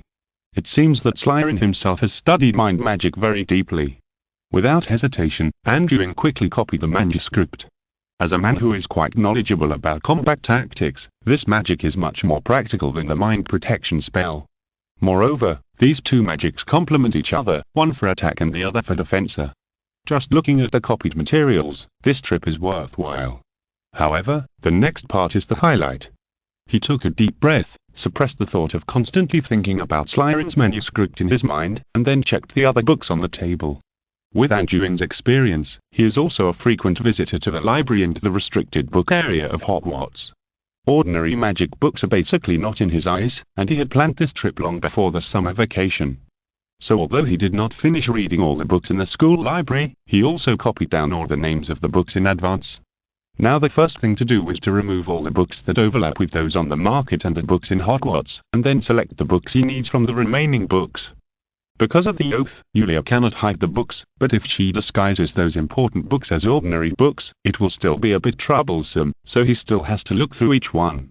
Soon Anduin easily identified these piled up books, most of which were common books. He basically grabbed a book and flipped through it casually and put it down, no matter how attractive the content of these books was. After his quick review, this pile of books was quickly divided into two parts by him. One part was screened out, and the other part was what he had never seen before. Please vote for the monthly ticket at the end of the month. If you recommend it on the 30th, I will add 2 chapters. Chapter 187 Endless Darkness. Please subscribe to monthly ticket recommendation ticket. Are these the only 40 books I haven't seen? It seems that the books that Yulia transferred from other places are not of high quality. We have to start from this library. Anduin quickly made up his mind. After sorting the books on the long table, Anduin began to focus on the bookshelves next to him. He would patiently take out each book and roughly flip through it. Soon he had a harvest. Ancient Alchemy Chronicles. Anduin took a huge palm-thick book from the top of a bookshelf. It was hard not to notice a book of this size. After roughly flipping through the contents, he found that it recorded a large number of ancient alchemy techniques, including many rune formulas before optimization, and a small number of rune formulas that have been lost. It is simply a book of alchemy history. Yulia, this can only be counted as one book. Anduin smiled. Then Anduin put the heavy book on the table, and next to it were the rare books that were sorted out and prepared to stay. I know. Can you hurry up? Are you really going to stay here all day? Yulia looked at the other person with an unpleasant expression. Although the book was very precious, it was so big that it could not be hidden at all. She could only watch the other person copy the book away. Then Anduin was like some cheap taugier in the movie. He would carefully select every book he bought. He would touch and look at each book. He would keep the ones he liked and put the ones he didn't like back. Of course, if this was really a market, he would probably be driven away by the boss on the spot. Soon he found another good thing from the bottom corner of a bookshelf. Endless Darkness. Looking at the very special name of the book here, Anduin couldn't help but want to flit through it, but his sensitive perception still detected the subtle magical fluctuations in the book. Spell stop. Anduin drew out his wand and used a universal spell to break the book, but he didn't expect that the book was very strange and reacted after being cursed. With a bang, the magic book opened automatically the moment it touched the spell. Anduin saw that something was wrong and threw the book away, but he was still hit. For a moment, Anduin fell into a dark space, and he couldn't see his hand in front of him. All the light and sound around him disappeared completely. Lumens and flash. He reacted quickly, pulled out his wand and cast a fluorescent spell, but it had no effect at all, and the scene in front of him was still pitch black. The tactile sensation of touching the wand is normal, and the magic feedback is also normal, but the fluorescent spell is not effective, and the magic consumption is still there. In other words, this spell is used, but I still can't see or hear, that is, my 5 senses are affected. After Anduin found that the spell was ineffective, he quickly began to check himself and soon concluded the problem. Then Anduin closed his eyes tightly, quickly mobilized the magic power, gathered it in the brain and swept it to his eyes. His brain occlumency has already reached the instinctive level, and it is very simple to integrate magic power with thinking. Soon, he found the problem through his magic power. There was indeed a strange magic power in his mind. This magic power formed a rune he had never seen before. Under the interference of this rune, it affected the work of his mind and 5 senses. Then he mobilized his own magic power to continuously flush the rune. After a while, he destroyed it and restored it to an ordinary magic power. He also successfully cleared this magic power out of his brain. After opening his eyes again, his vision and hearing finally returned to normal. Then Anduin looked back and found that Yulia had unknowingly approached him, as if observing something. "I'm sorry to disappoint you. This book didn't cause me much trouble, but I am very interested in the principles and runes contained in it." Anduin seemed to not care about Yulia's abnormal behavior at all. He just sneered and picked up the book Endless Darkness. "Damn, wouldn't it be blind immediately if you were hit by the dark magic hidden in this book? How come this guy recovered in just a few seconds? Fortunately, I didn't act rashly just now, otherwise I would be the one in trouble," Yulia thought with some fear. She didn't know much about Endless Darkness herself, but she heard from Torkel that he accidentally flipped through this book when he was a child, and unfortunately he was hit, which almost caused him permanent blindness. It was the old Travs who was still alive who sought medical treatment everywhere to cure him. This book has been sealed all the time, but it was only taken out because of this transaction. She originally wanted to trip Anduin, so she put it in a conspicuous place. Who would have thought that this guy would recover so quickly, even making her a little suspicious of the book? Anduin, who recovered again, also understood the trick of this book. The book should have been cast with anti-cracking spells and stress spells, which would be activated automatically as long as there was a fluctuation of magic power. He was much more cautious this time, and only opened it again after activating the brain blockade. As expected, the magic fluctuations occurred again when he opened it, but Anduin, who was well prepared, was not affected. Only then could he take a glimpse of the contents recorded in the book. This book actually records a kind of black magic, that is, endless darkness. The book records in detail the rune structure and usage of this magic. This magic is very outrageous in Anduin's eyes. It has an extremely exaggerated mind invasion speed, and the magic fluctuations are very obscure. It can directly deprive the enemy of hearing and vision in an instant, and if you don't know the method, it can almost cause permanent damage. It's a close call. Such a dangerous magic book is so blatantly inserted on the bookshelf. I guess it's this woman Yulia who wants to harm me. But after understanding the rune mechanism, it is not difficult to find a way to defend it. Moreover, the most valuable thing about this magic is the method of hiding magic fluctuations and the means of mind invasion. It's really a good thing. The content of this book gave him a lot of inspiration and skills. After the Endless Darkness incident, Anduin became more cautious and kept his brain closed almost all the time to prevent such an accident from happening again. After continuous searching, Anduin also discovered Julia's little trick. She changed the covers of some high-value books to some ordinary book covers in an attempt not to attract his attention. Fortunately, he had such precautions beforehand, and he would read almost every book. For example, there was a book about alchemy, which was disguised as an ordinary magic theory, but after he read it carefully, he found that it actually contained the synthesis formula of a Greba alloy. Chapter 188 I found you. Please subscribe to monthly tickets and recommended tickets. Moreover, Yulia likes to put some valuable books in the bottom or top corners of the bookshelf, which is simply childish, or hide the books in a row of books with similar cover styles. But as long as it passes through Anduin's hands, it will basically not be let go. Yulia, who was sitting on the side, was also very anxious. The precious books that she had disguised were found one by Anduin. Now she was very afraid that he would find that treasure. It took more than 6 hours for Anduin to search almost all the bookshelves. He also collected more than 300 valuable materials. He even had a simple meal in the library. Logically, he would pick out the 295 books with the highest priority from these books and copy them away, but he still felt as if he had missed something.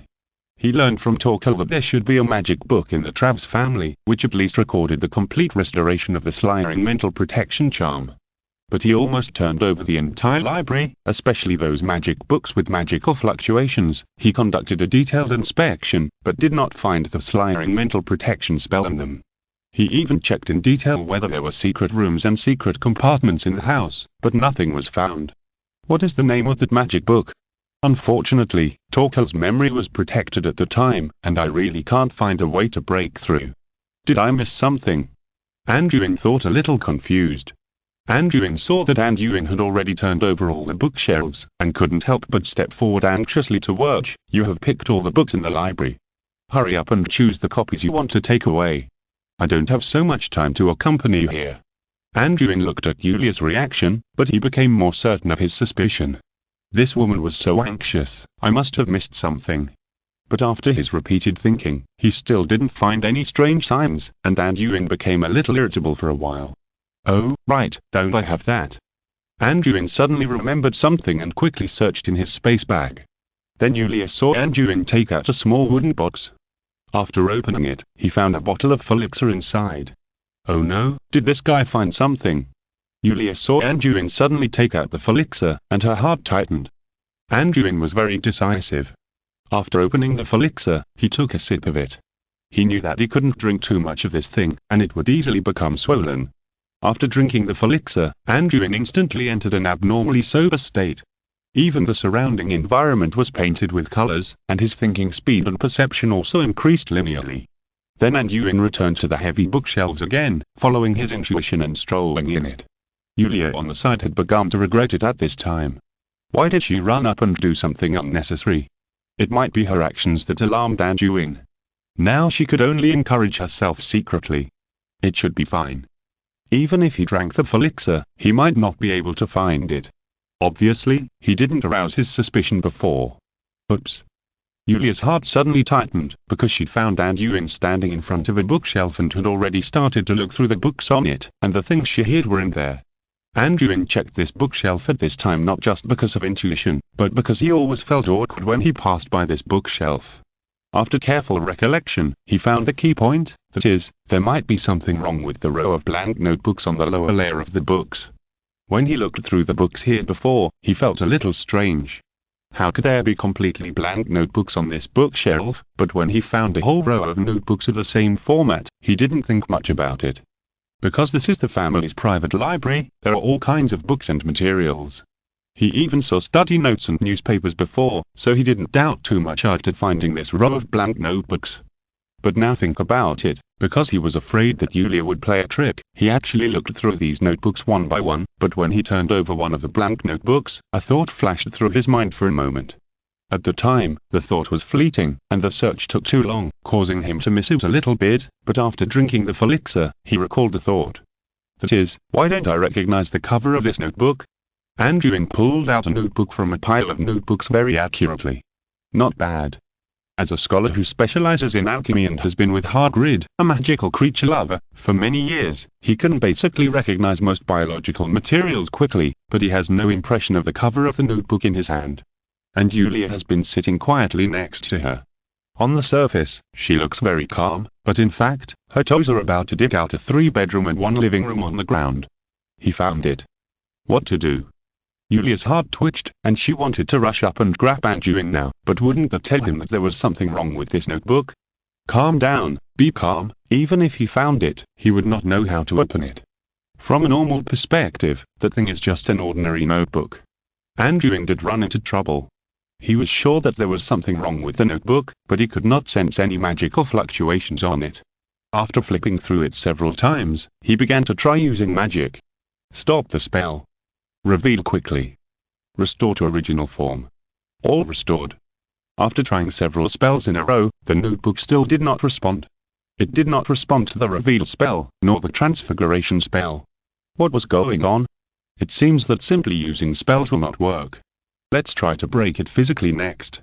Then Anduin pulled out the invulnerable hammer from his body, raised the hammerhead and was about to smash it. Wait. What are you doing? Yulia was frightened by Anduin's actions, and jumped up to stop him. Oh no. It seems that there is really something wrong with this book. Anduin smiled at the panicked Yulia. Yulia found that she was completely exposed when she was anxious, but when she saw that she could no longer hide it, she simply laid her cards on the table. Not bad. But what do you want to do? If you can't crack it, you want to destroy it. I won't watch you destroy our family's property. Hehe, how about you tell me how to open the book, and I won't smash it down? Anduin suggested with a smile. Chapter 189 Ancient Thunder Magic Rune, asking for monthly ticket recommendation. You're dreaming. Do you think I will show the family secret so easily? And I warn you, if the cover of this book is even a little torn, you will be equivalent to damaging the book and you will not be allowed to stay in the library. Yulia warned. Hehe, you remember this agreement clearly, but don't worry, I'm a man of my word, and who told you that I would destroy it? After saying that, Anduin smashed the invulnerable hammer, and the hammer with the analysis rune hit the cover of the notebook heavily, and there was a loud bang. Yulia, who was watching nearby, was frightened. Just by hearing the sound, she knew that the force was not small. Although she was very confident in this family treasure, she was still very nervous. Got it. After the invulnerable hammer hit the cover, there was indeed a magical fluctuation. However, there was still no magical aura or spell pattern. It seemed that it was hidden very deeply. Then it depends on how much hammer you can resist. Then Anduin hammered the notebook like a blacksmith, and the sound of knocking echoed in the room. Yulia, who was standing by, was also furious and wanted to stop him, but she also saw that the notebook was not damaged at all after being hit by the hammer. After Anduin's continuous hammering, the notebook finally revealed its true face. The cover of the book showed a dense layer of magic patterns, crisscrossing and looking very messy. Moreover, since the magic patterns appeared on the book, it could no longer be opened, just like you had to enter the correct password to browse it. Seeing this scene, Yulia gradually put her mind at ease. It was good that the treasure was not damaged. Even if Anduin was extremely smart, he would never be able to crack the protection password of this magic book. If he couldn't unlock the protection, then the secret hidden in it would not be discovered. It had to use the unique Trav's family. Then she was shocked to see Anduin take out a bottle of blood from his arms. In fact, after seeing the magic pattern on the notebook, he recognized that it was the blood charm on the password box. It was a more sophisticated and enhanced charm. Fortunately, he had saved a lot of Tokel's blood. Then, under Yulia's stunned gaze, Anduin skillfully used the blood in the crystal bottle to open it. After the blood protection was cracked, the whole magic book emitted a violent fluctuation of magic power. Magical auras of various colors shone on the cover of the book, as if some kind of seal had been opened. After several seconds, it gradually calmed down. How is it possible? How did he know how to open the magic book? Yulia was so shocked that she couldn't close her mouth, while Anduin in front of her was flipping through it happily. So that's how it is. The magic book that Tokel mentioned is really just a magic book. Rather than saying it's a book, it's better to say it's an alchemical prop in the shape of a book.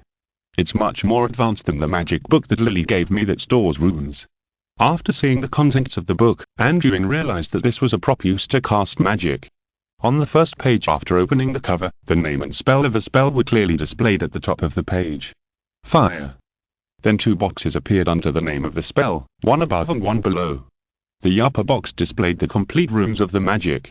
The lower box recorded various instructions for the magic, such as precautions, spell removal, notes and remarks left by generations of Trav's ancestors, and even records of using the magic book to cast this magic. And this lower box is like a display screen, which can be slid up and down. With just a swipe, you can view all the records on it. Wow, so each page is a spell or charm, right? The runes and records on it can help people learn this magic quickly, and even if they can't learn it, they can cast spells directly with the help of the magic book. Looking at such a delicate design, even Anduin was amazed. Then Anduin flipped through the pages one by one, and found that the records in it were basically some black magic and curses that were difficult to use or difficult to learn. Including the 3 unforgivable curses, legilimency, occlumency, etc. And Slythering's mental protection was also found by him. The last record of its use was just before, which happened to match Tokel. And when he turned to one of the pages without any name, he made another big discovery. What is this? Looking at this page with empty spell columns and record columns, only a special magic rune with silver and blue lines intertwined in the middle, Anduin couldn't help but widen his eyes. This is the ancient primitive magic rune. He had only heard of this kind of rune from Lily and Professor Bones. This was a special rune that only appeared on the bones of powerful magical creatures, ancient relics, or natural magical creations. It was the most natural and original rune. In fact, many runes used now evolved from the analysis, optimization, and splitting of the original runes, but this did not mean that the original runes were useless. The optimization and splitting were only to make this kind of rune more popular and easier to spread. Because the original rune itself had powerful power and was very difficult to control, wizards of average level had to analyze it before they could really use it. And sometimes it took several years, more than 10 years, or even decades to analyze a primitive rune. Some powerful wizards could directly use the ancient primitive runes. Is this the rune that Lucius gave to Yulia? Anduin suddenly remembered the scene he had seen in Sample Trav's memory, where Lucius asked his sister to help save a rune. This rune looks very much like an elemental rune. Could it be a lightning rune? Anduin made a preliminary judgment after careful identification. He is not unfamiliar with lightning magic runes, having come across them when researching elemental spells, and he himself has a high affinity for lightning magic runes. Perhaps it is for this reason that his Thunderbird Feather Wand chose him. But he has never specifically studied related topics, because he somewhat dislikes the power of ordinary lightning spells, which are like ordinary blazing flames, and the power is not proportional to the magic output. In other words, after outputting a large amount of magic power, the voltage of the lightning released is not strong enough. If you want to increase the power, you must either continue to practice to increase the intensity, or increase the magic output. This is not realistic for him who has just turned 14 and has a large backlog of research. The lightning that everyone wants is here. 2 more chapters will be added tomorrow. I will ask for monthly votes and recommendation votes at the end of the month. Chapter 190 Family Ethics Drama. However, the original rune is different. It is similar to the relationship between ordinary flame runes and the calendar fire. It is said that the structure of the calendar fire rune is an ancient flame rune, and it is directly translated into a spell without any optimization, so the calendar fire spell is so violent and difficult to control. Is this rune the same? Anduin looked at the constantly interweaving and flickering magic aura, and his mood became more and more excited. No. Now is not the time to test. You must be fully prepared before you can conduct research. Anduin suppressed his eagerness and kept adjusting his emotions. After taking several deep breaths, he finally regained his composure. Then Anduin continued to check the various magics recorded in the magic book. And as he continued to understand this magic book in depth, he found that the most fatal part of this magic book is not the magic on it. You must know that many spells can be learned even without this magic book, but the real fatal thing is actually the usage record on it. Dragonpox Curse. Anduin suddenly read out the name of a curse in the magic book, and then looked at Yulia with a smile. Hearing this name, Yulia couldn't help but tremble all over, as if someone had discovered some big secret. The last time it was used was in 1968. I remember that the first Muggle-born Minister of Magic, Nobby Leech, seemed to have died of dragonpox in that year.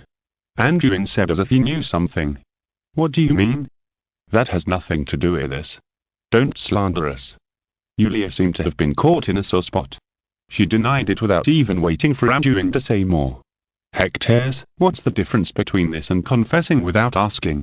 Yulia's reaction confirmed Anduin's guess even more. Then your father Abrictus Malfoy also died because he accidentally contracted dragonpox. By the way, did you marry into the Travs family that year? Sample Travs and I are the same age, both born in 1969, so you should have been in the Travs family in 1968, right? Anduin continued to state slowly. Yulia swallowed her saliva, as if she was recalling something unbearable in the past, and her eyes gradually became blurred. Then let's make an assumption. You, who have married into the Travs family, lent the magic book to your father and used the curse on it to murder the Minister of Magic. As a result, your father was also infected with the curse due to improper use.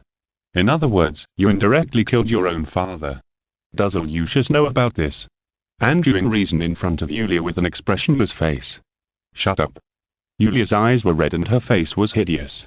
She stared at Anduin, as if she wanted to eat him alive.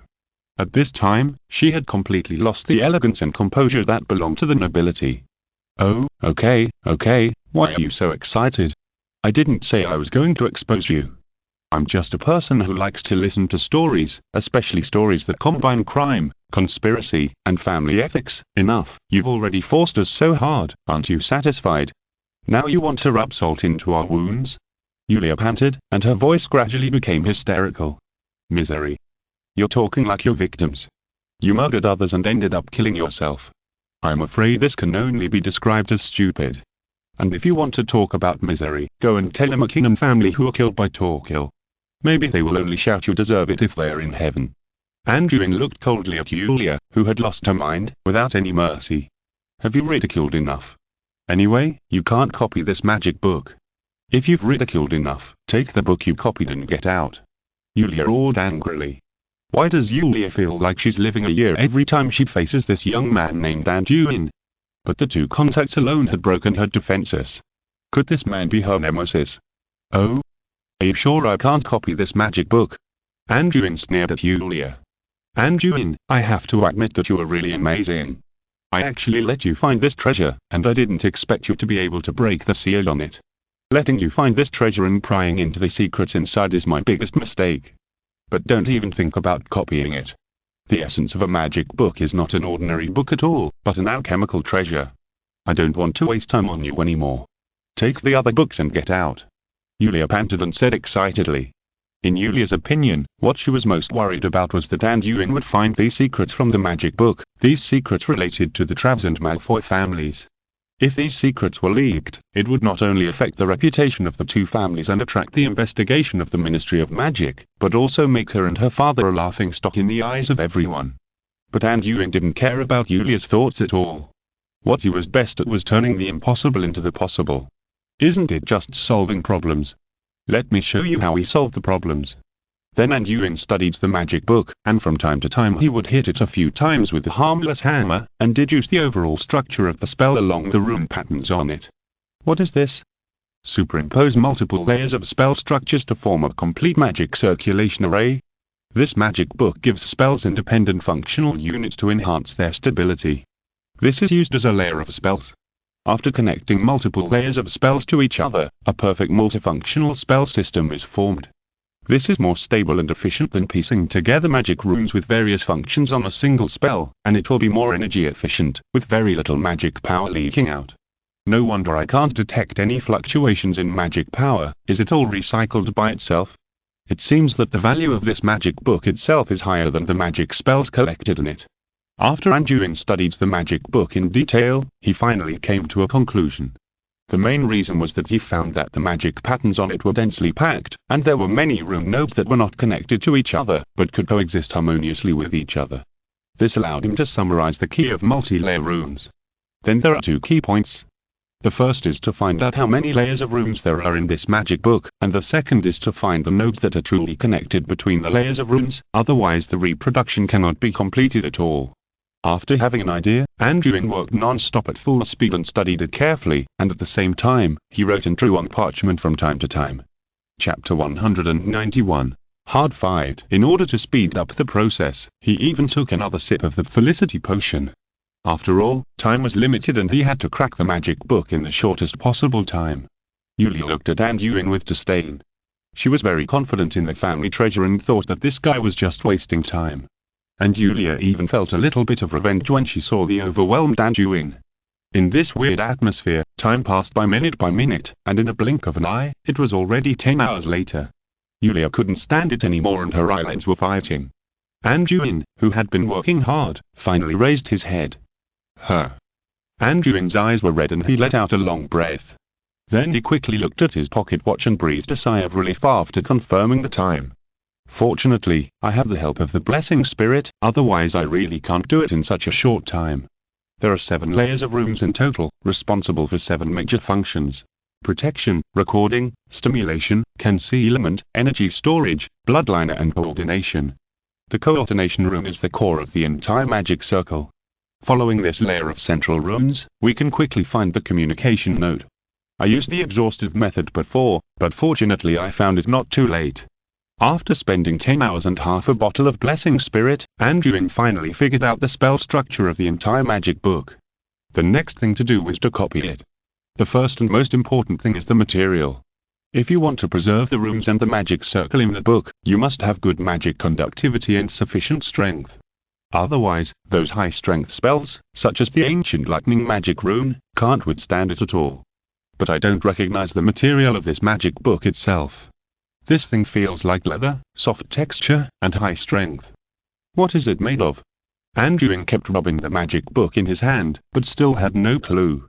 Never mind, it just needs high strength and high magic conductivity, at worst I can just force one out, I just happen to have a batch of materials on hand. After sorting out his thoughts, Anduin began to fiddle with the materials in his hands, and soon he had chosen the materials he needed. Since he couldn't make an identical leather magic book, he could make an iron one.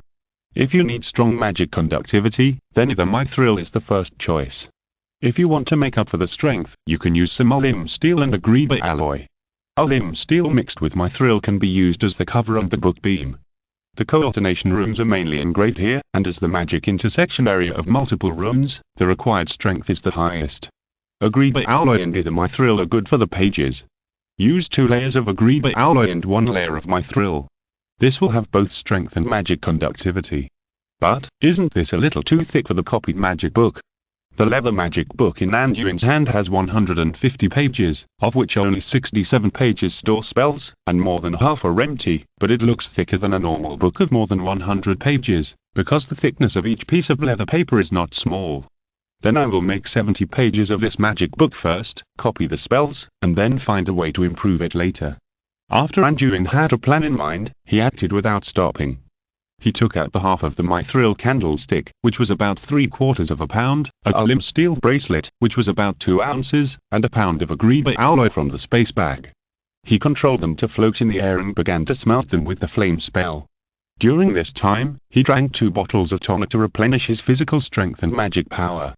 Yulia, who was almost asleep, was suddenly awakened by Anduin's actions, and then she was stunned to see an alchemy performance.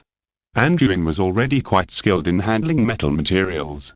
After all, most of his alchemy equipment was made of metal. With the help of magic spells, his smooth movements were as pleasing to the eye as industrial machines. Anduin used burning flames to melt the metal into liquid, and then mixed part of the mithril and limb steel for later use. Then he used transfiguration to shape the remaining mithril and Agreba alloy into 8-page metal pages.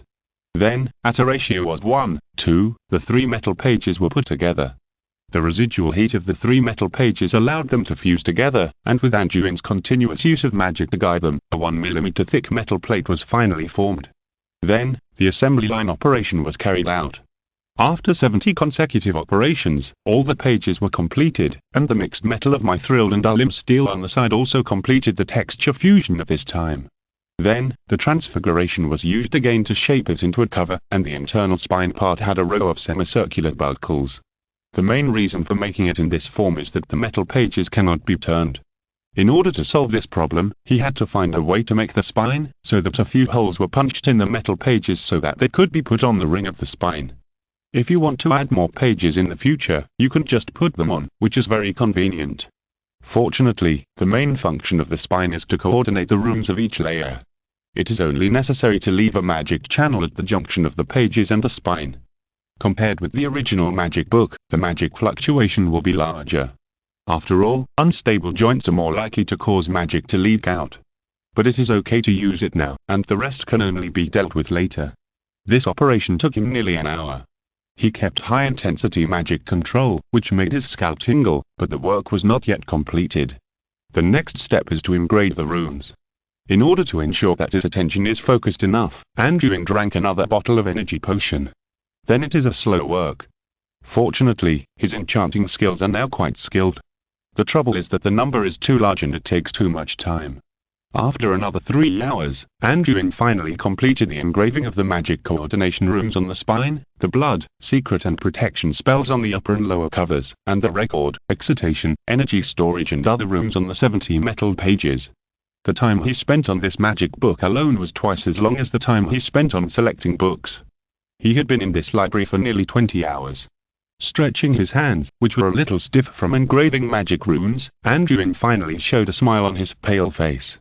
Anduin, who had been with him for almost a day, was now forcing herself to be alert and looking at the replica of the magic book that Anduin had created from scratch. She was so shocked that she couldn't help swallowing her saliva. Why use the word block? Because the finished product of this magic book looks like a big brick the size of an A4 paper, 10 centimeters thick, and exuding a silver metallic color. No one can associate it with a book. If this thing is used to hit someone, it can probably easily blow out the person's brains. Chapter 192 Celebration Banquet. The surface of the completed metal magic book exudes a more dazzling magic aura than the original magic book, and it continuously emits magic fluctuations. There is no other way. After all, this is a replica. In terms of craftsmanship, Anduin pursues practicality. It is impossible to achieve the naturalness of the original version. Magic leakage is inevitable, but as long as it is replenished with magic regularly, the effect is similar to the original. After completing the magic book, there is only one last step. Anduin draws out the invulnerable hammer, switches to the enhanced hammer face, and smashes the metal brick hard. After being smashed hard, the aura on the magic book is much more obscure. This is because the room magic array on it has formed a preliminary fusion with the material, and the magic channels between different spells have become much tighter, which also reduces magic leakage. Then all he has to do is to be a porter. Anduin carefully transfers all the various spells and records in the original magic book to his metal magic book. Yulia was very anxious when she saw this. This guy copied the spell, and now he even wanted to steal the usage records. There were many family secrets hidden in it. She hurried forward to stop him. Wait. It's okay that you copied the spell, but you can't take these records. These are the research results of our family for many years. How dare you? Shut up. Anduin glanced at Yulia with cold eyes. He had been unhappy with this woman for a long time. She had been talking nonsense beside him since he entered the library. Now she wanted to make decisions. Who did she think she was? Was she still the noble lady who was high above him? Stop talking nonsense. Our agreement said that all the knowledge of your family is mine as long as I like it. You have no right to resist. In my eyes, your Trav's family is no different from a cockroach at my feet. What you should do now is to pray well, pray that I don't step on it when I'm in a good mood. Then Anduin sneered and continued to copy. Yulia was frightened by Anduin's threatening words. Coupled with long-term fatigue and mental tension, she actually collapsed and sat there crying, miserable. Looking at Yulia crying, Anduin couldn't feel pity for her at all. He just felt that she deserved it, and she was so noisy that he couldn't help but cast a sonic expulsion spell at her position and continued to copy the spells in the magic book. The various spells, poison spells, and curses in the magic book were easily copied to the metal magic book through his copy spell. The only trouble was the ancient lightning magic rune. Since the original magic rune itself contains a lot of energy, and the original magic rune cannot be directly formed with magic power without being analyzed, and there is no spell, so the unanalyzed original magic rune is almost unique. This is also the reason why Lucius asked Yulia to temporarily store it in the magic book. In this case, just take the magic rune away.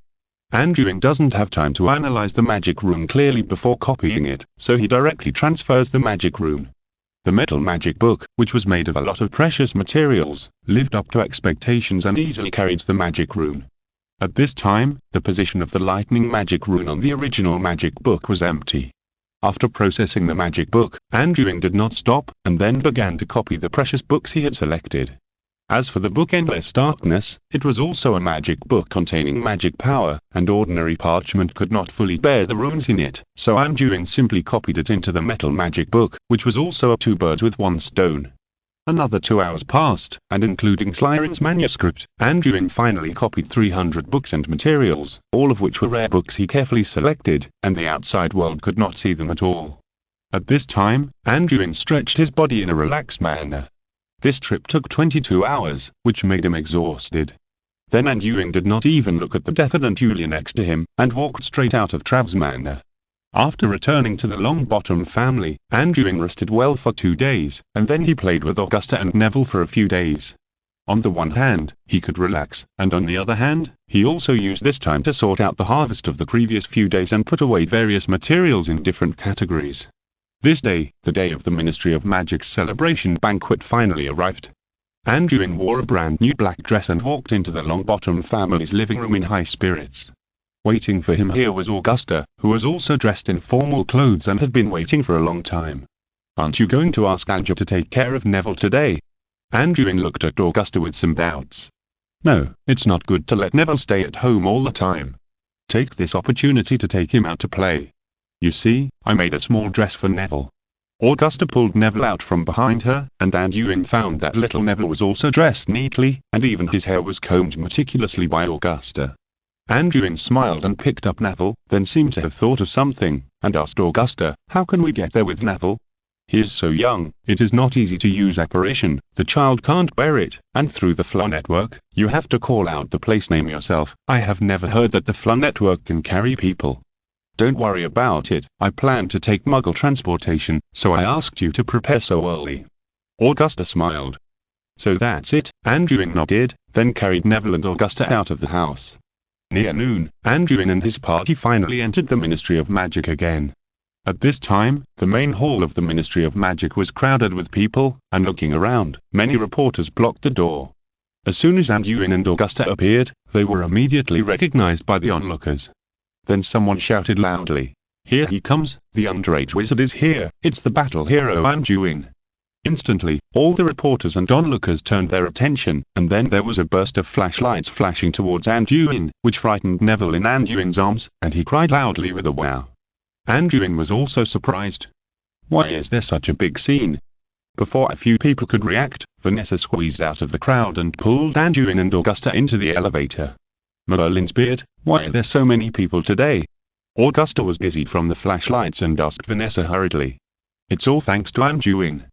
Vanessa couldn't help but roll her eyes at Anduin. Me? Anduin was a little puzzled. 5 updates today. Please vote for the monthly ticket and recommendation ticket. If you're listening to this novel on a channel other than Fanfic World, it means they downloaded and uploaded it without effort. We cordially invite you to visit our channel, Mundo Fanfic Novel, as there you'll find the original version of this story and you can explore many other novels of various genres. We're waiting for you to immerse yourself in a world of incredible novels.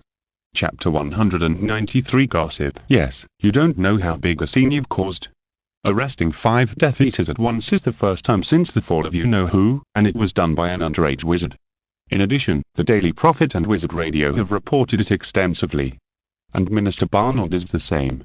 He asked the Public Information Department to vigorously promote you, as if he wanted to praise you to the sky. The awarding of the honor was announced a long time ago. The reporters below were also invited by the minister to attend the banquet, but they had to wait until the time came before they could enter. As a result, they arrived early in the morning and blocked the door. We are almost annoyed to death. Vanessa complained helplessly. So that's how it is. Anduin finally understood what Minister Barnold meant when he said that the Ministry of Magic hadn't had good news for a long time. Sure enough, the British wizarding world is still too small, and such a small thing can be spread all over the place. So, the captain asked us to guard the door and bring you in as soon as we see you appear, so as not to be harassed by those people. Vanessa continued. Thank you for your hard work. By the way, what about the friends I invited? They may arrive later. Anduin asked hurriedly, thinking that the friends he invited would also be harassed. Don't worry, our colleagues will maintain order. By the way, Vanessa added, I haven't told you about the meeting process. There will be a commendation banquet later, and a trial in the afternoon, which is for those Death Eaters. You will also attend as a party. I don't know what the minister is thinking. He actually arranged the trial immediately after the banquet. Oh? Minister Badno wanted to make a quick decision, and then put pressure on those families and start the trial immediately to force those guys to change their positions. This vigorous and resolute style is very consistent with his impression of this minister. Soon, under the leadership of Vanessa, several people entered the banquet hall. At this time, there were already many people in the venue. The Ministry of Magic prepared tea breaks and buffets. People in the venue gathered in 2s and 3s to chat about something. Anduin, you're here. Vivian, who was wearing a long dress, greeted Anduin with surprise when she saw him. Long time no see. Anduin replied with a smile. Actually, it wasn't that long. At this time, it was less than a month before the start of summer vacation. And with Vivian's loud voice, basically, if she found Anduin, it was equivalent to letting everyone find him. After being reminded by her, the people who gathered in groups of 3 or 4 looked over here at the same time. Anduin also felt all kinds of gazes, some curious, some admiring, and some looking at him. Of course, he also vaguely noticed a few malicious gazes. I think Anduin's trouble has disturbed many people. However, most people just watched from a distance. In the absence of introduction, they all retained some reserve and did not rush to talk to him. And the few acquaintances who had arrived in advance gathered together, including Charles, Velin and Ibrahimovic. They arrived early through the FLA network. Oh my god, Anduin, you really pierced the sky this time. Vivian looked at him with an exaggerated expression. You know, the newspapers these days are full of news about you. There are press releases from the Ministry of Magic, and an interview with you written by Rita Skeeter. That woman is rare and didn't say nonsense. She almost praised you to the sky. Is it so exaggerated? Anduin couldn't help but curl his lips. Those interviews were actually written by him. After being said by Vivian, he seemed to be very narcissistic. Yes, we were all shocked when we heard about this. 5 Death Eaters, damn it, I knew that Jaxley would not give up like this, but I didn't expect him to do such a thing. Viren looked scared, especially after knowing that this matter was related to Jaxley. He immediately imagined a scene of revenge that failed and was punished. Charles was completely different from the excited two. After coming to Anduin, he looked at him sincerely. Anduin, thank you for seeking justice for my aunt's family. The McKinnon family will always be your most loyal friends. Don't say that. I'm just protecting myself. Anduin smiled at Charles, and I've said that those guys will pay the price sooner or later. It's a pity that you can't get revenge with your own hands. I didn't expect you to still remember what I said before, but we're already very relieved to see that bastard from the Travs family arrested. It's a pity that the guy died at the hands of his own people in the end. It's really ironic. Charles sighed, looking relieved. Oh? It seems that these families know what happened, and they have their own judgment on Torkel's death. When Anduin was thinking about it, Charles suddenly pulled him aside. I heard that some people are not happy with the great award you received from the Ministry of Magic, especially the title of Combat Hero you were awarded. If this is implemented, Minister Badno's prestige will be pushed to an unrivaled position, and those pure blood families will be suppressed by the Ministry of Magic during her tenure. So, Charles said with a hint of meaning. Are you saying that they are going to oppose this? All kinds of news and information have spread throughout the wizarding world. Can they still make the Ministry of Magic take back its decision? Anduin smiled with narrowed eyes. It's hard to say. There have been some rumors circulating among the wizarding families recently. I'm just a little worried, but our McKinnon family will definitely support you with all our strength. You deserve it. Charles said firmly. What rumors? Anduin raised his eyebrows. Some people say that you're just a kid pushed out by the Ministry of Magic to show off, and even, Charles looked at Anduin hesitantly. Some even say that you didn't defeat those Death Eaters yourself, because there was no one else at the scene. The confessions of those Death Eaters may have been tampered with, and they are not credible. They dare not openly question Minister Badno, but they may point the finger at you. Oh, you clown, let them try. Are these people so forgetful? Do you know who disappeared not long ago? Have they forgotten that strength speaks in the wizarding world? In short, you'd better be careful. Maybe Minister Badno's recent methods are too tough, which has aroused some backlash from pure blood families. Charles said with some worry. He didn't really understand it, but his parents were Aurors, and occasionally he would hear some inside information. Chapter 194. Troublemaking. Bounce back. If you dare to bounce back, just push him back. Anduin sneered. He originally thought that he was here just to eat, drink and take pictures, but he didn't expect that there might be something interesting to watch. Anyway, you just need to be careful. With Principal Dumbledore here, he will back you up. Besides, these are just gossips, so you don't need to be too nervous. Charles suddenly thought of the principal and felt that he might be overthinking, so he comforted him. My backing has always been only myself. Anduin shook his head. Charles, you have to remember one thing. If you rely on others, you will always be looked down upon. You must rely on yourself. Charles saw that Anduin was so determined, and thought of his true strength, and nodded in approval. Anduin, what are you two doing in the corner? Come here. At this time, Vivian's voice came, interrupting their conversation. What's wrong? Charles tilted his head and asked. The banquet is about to start. Didn't you see that all the reporters were let in? Vivian pointed at the door, and sure enough, many reporters entered the hall one after another. Come on, Anduin, take some photos with us. This way, we will be the companions of heroes when it is published in the newspaper. It will be so shocking if we tell others about it. At this time, Vivian looked at the two people with shining eyes, and Charles rolled his eyes speechlessly. Anduin looked at the door and found that another familiar person came in. It was the Weasley family, but only Arthur, Bill, Charlie and Percy appeared here. Molly, the twins, Ron and Ginny did not come. Except for Bill, Anduin had not seen the Weasley family for 2 years, so he was very happy to go up and reminisce with them. Anduin. Brother Anduin 3 Arthur, Bill, Charlie, Percy, long time no see. Anduin smiled. Brother Anduin, is it true that you defeated 5 Death Eaters by yourself? Charlie asked with a curious look on his face, his eyes wide open. Of course, I know the strength of Brother Anduin. 5 Death Eaters are no match for him. Even if there are 5 more, they are not enough for him to fight. Bill boasted that he had followed Anduin for a year and knew him well, and he immediately stood up to brag. Brother Anduin, I heard that you are now a war hero of the Ministry of Magic. How impressive. Percy was obviously more interested in the honor that Anduin had won. As soon as Anduin approached, several little brats started to quarrel, leaving him at a loss for how to answer, and he could only laugh. Okay, this is a public place, don't make a scene. Arthur turned his head and gave a few words of instruction, then turned back to look at Anduin. I haven't seen you for a long time. I didn't expect that in just 2 years, you've become a different person. You're taller and more handsome. Thank you for the compliment. Why didn't Molly and the other children come? Those children are still young and naughty. I'm afraid it will be difficult to control them if I bring them here. It would be bad if they get into trouble. Molly has to look after them at home. When you came to the Ministry of Magic that day, I happened to be on a mission outside and didn't get to see you. By the way, I haven't thanked you for inviting us yet. You're so polite. It's what I should do. I missed you a lot after not seeing you for so long. After I arrived at the Longbottom family, I thought about visiting you. It happened that there was a banquet at the Ministry of Magic, so I thought of inviting you over to reminisce about the past. Anduin also has a lot of affection for the Weasley family.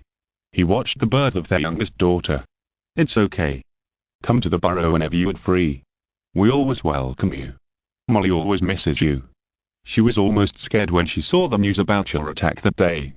Arthur said with an exaggerated expression.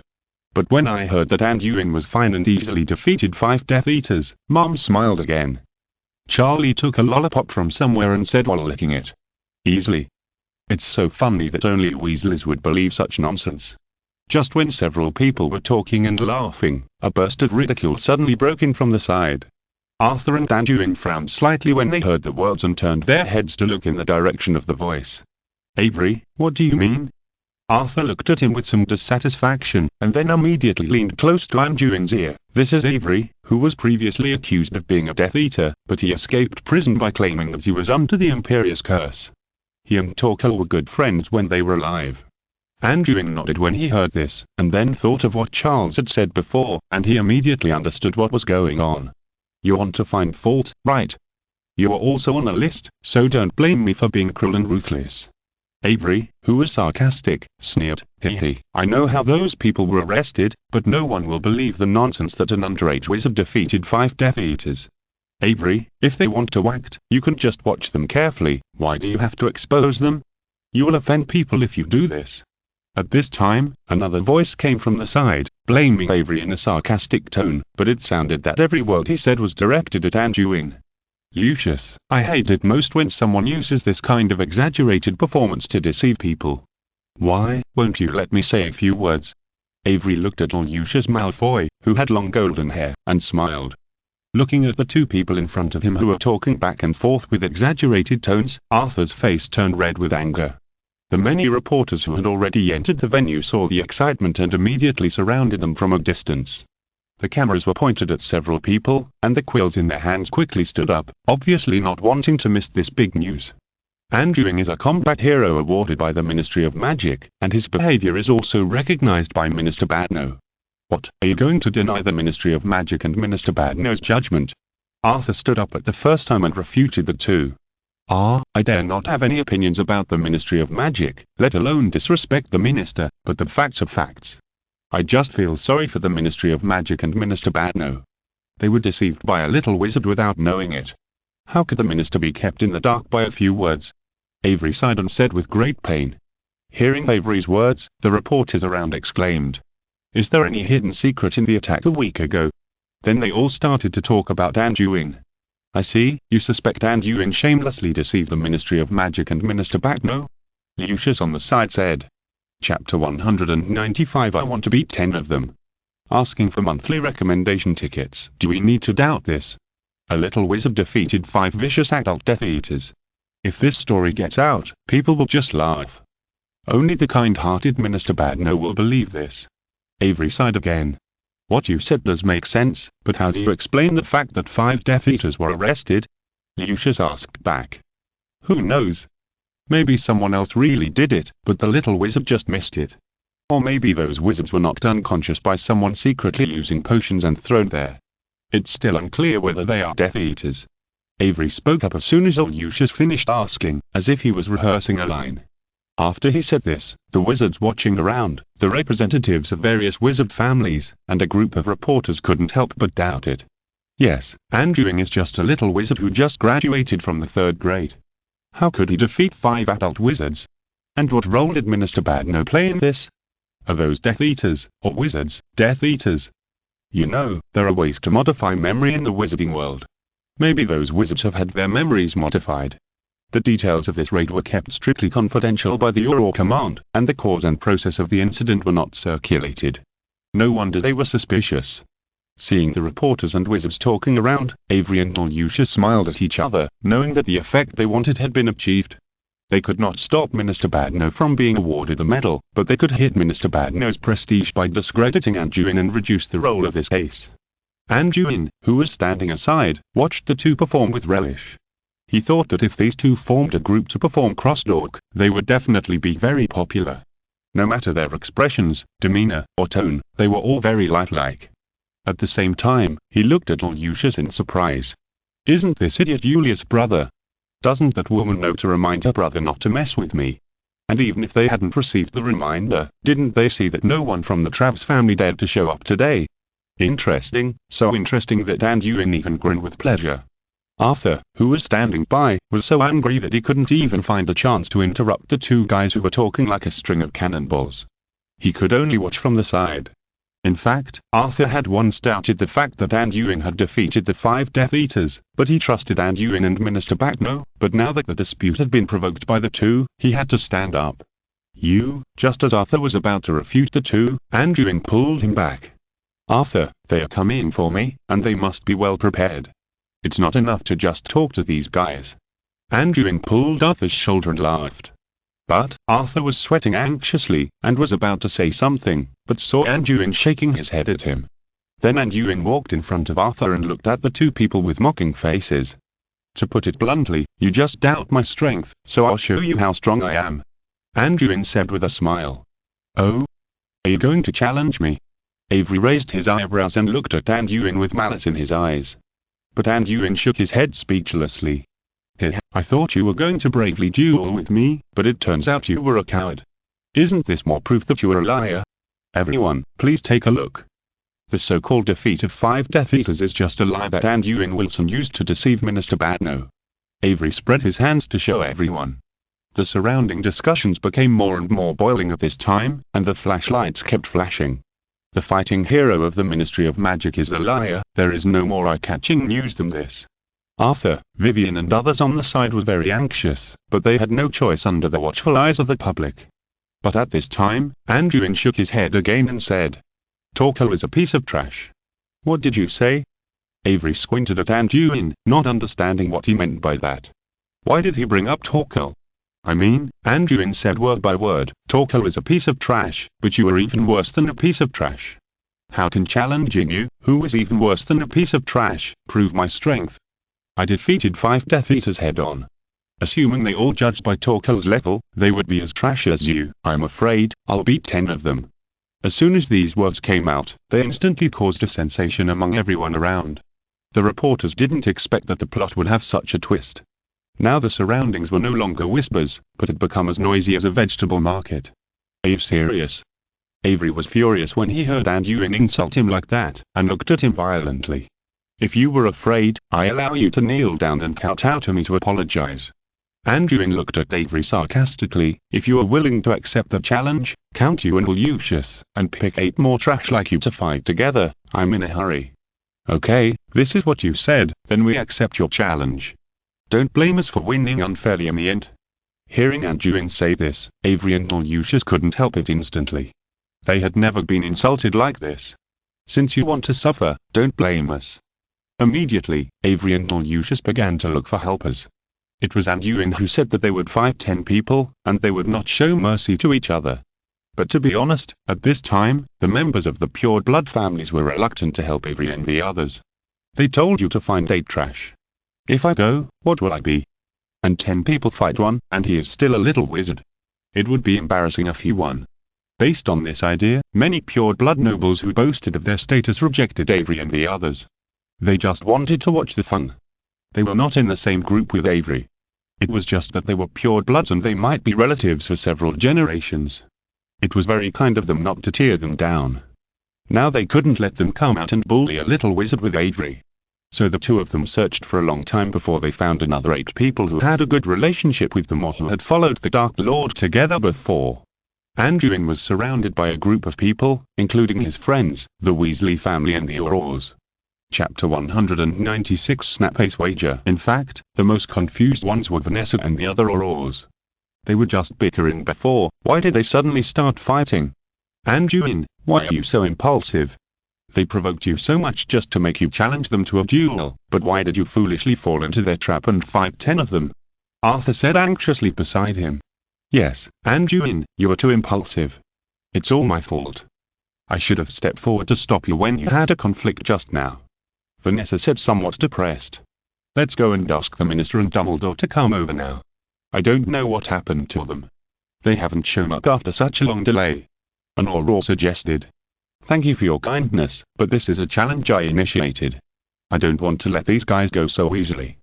Anduin shook his head calmly. Vanessa, please help maintain order. Although this banquet hall is not small, some flying spells may still hurt others if you are not careful. Anduin not only did not listen to the advice of the crowd, but gave orders instead. Are you serious? Are you really going to fight them here? Vanessa looked at Anduin in surprise. Yes, Minister Badno wants to put pressure on them, so I'll add fuel to the fire in advance. Anduin sneered. Anduin, I don't know whether you are arrogant enough to not know your own life or confident enough to look down on everything. Suddenly, Anduin heard a dull, gloomy, and very familiar voice beside him. Professor Snape, I didn't expect you to be here too. Anduin didn't turn around, but just said softly, I'm sorry to disappoint you. I'm neither arrogant nor confident, I just have some cleanliness obsession. When I see dirty things, I always want to clean them up. Professor Snape, are you here too? Vivian next to him was startled when she heard Snape's voice. Why does this professor always like to run behind others to talk? I've been watching the show for a while. The plot of your performance is simply lame. Snape curled his lips and said disdainfully. Then you should blame the two people opposite. The actors are ugly, but it has nothing to do with me. Anduin smiled. Seeing Anduin and Snape still in the mood to chat, Arthur was so anxious. Anduin, I think you'd better not participate in this duel. There are so many reporters watching. If you lose, you will immediately become the laughingstock of the entire wizarding world.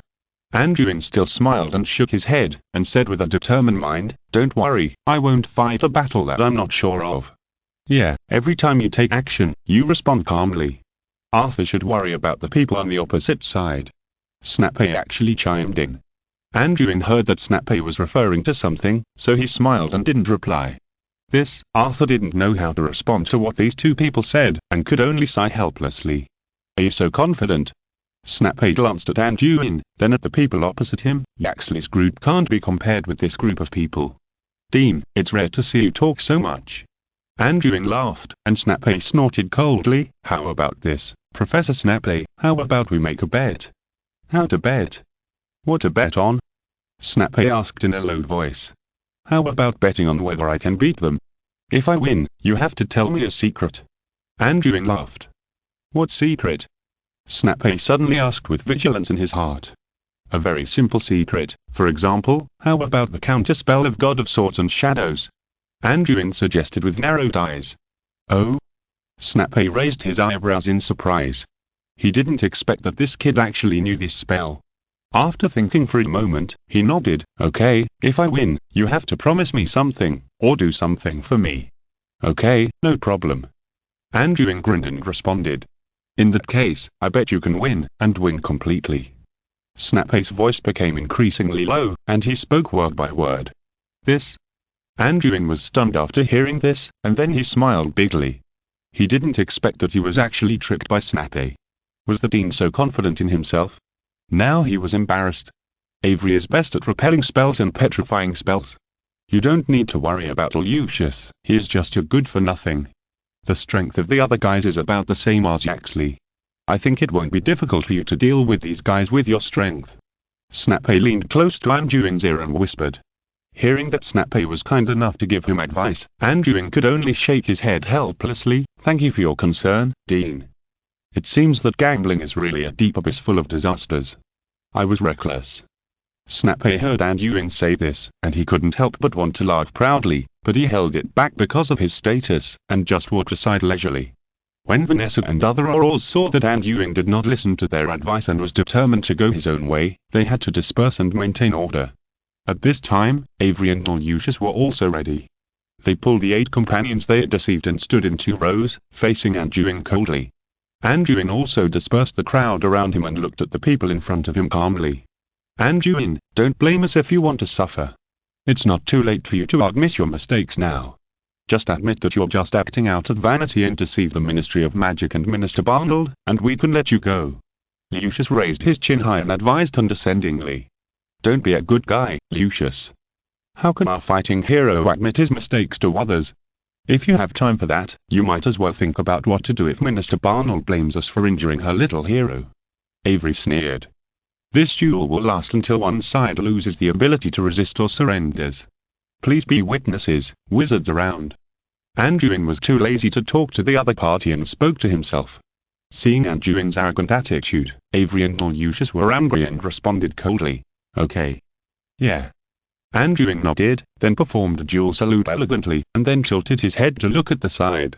Virene, Charles, Vivian, Abramovich, Bill, you guys watch carefully how to deal with the battle situation in a one-on-many wizard battle. I will only demonstrate this time. Anduin shouted to the onlookers. Oh. Charles and others were stunned for a moment. They didn't expect Anduin to be in the mood to give tactical guidance at this time, so they had to answer. Chapter 197 Electric Numbness. As soon as he finished speaking, Anduin's eyes became sharp.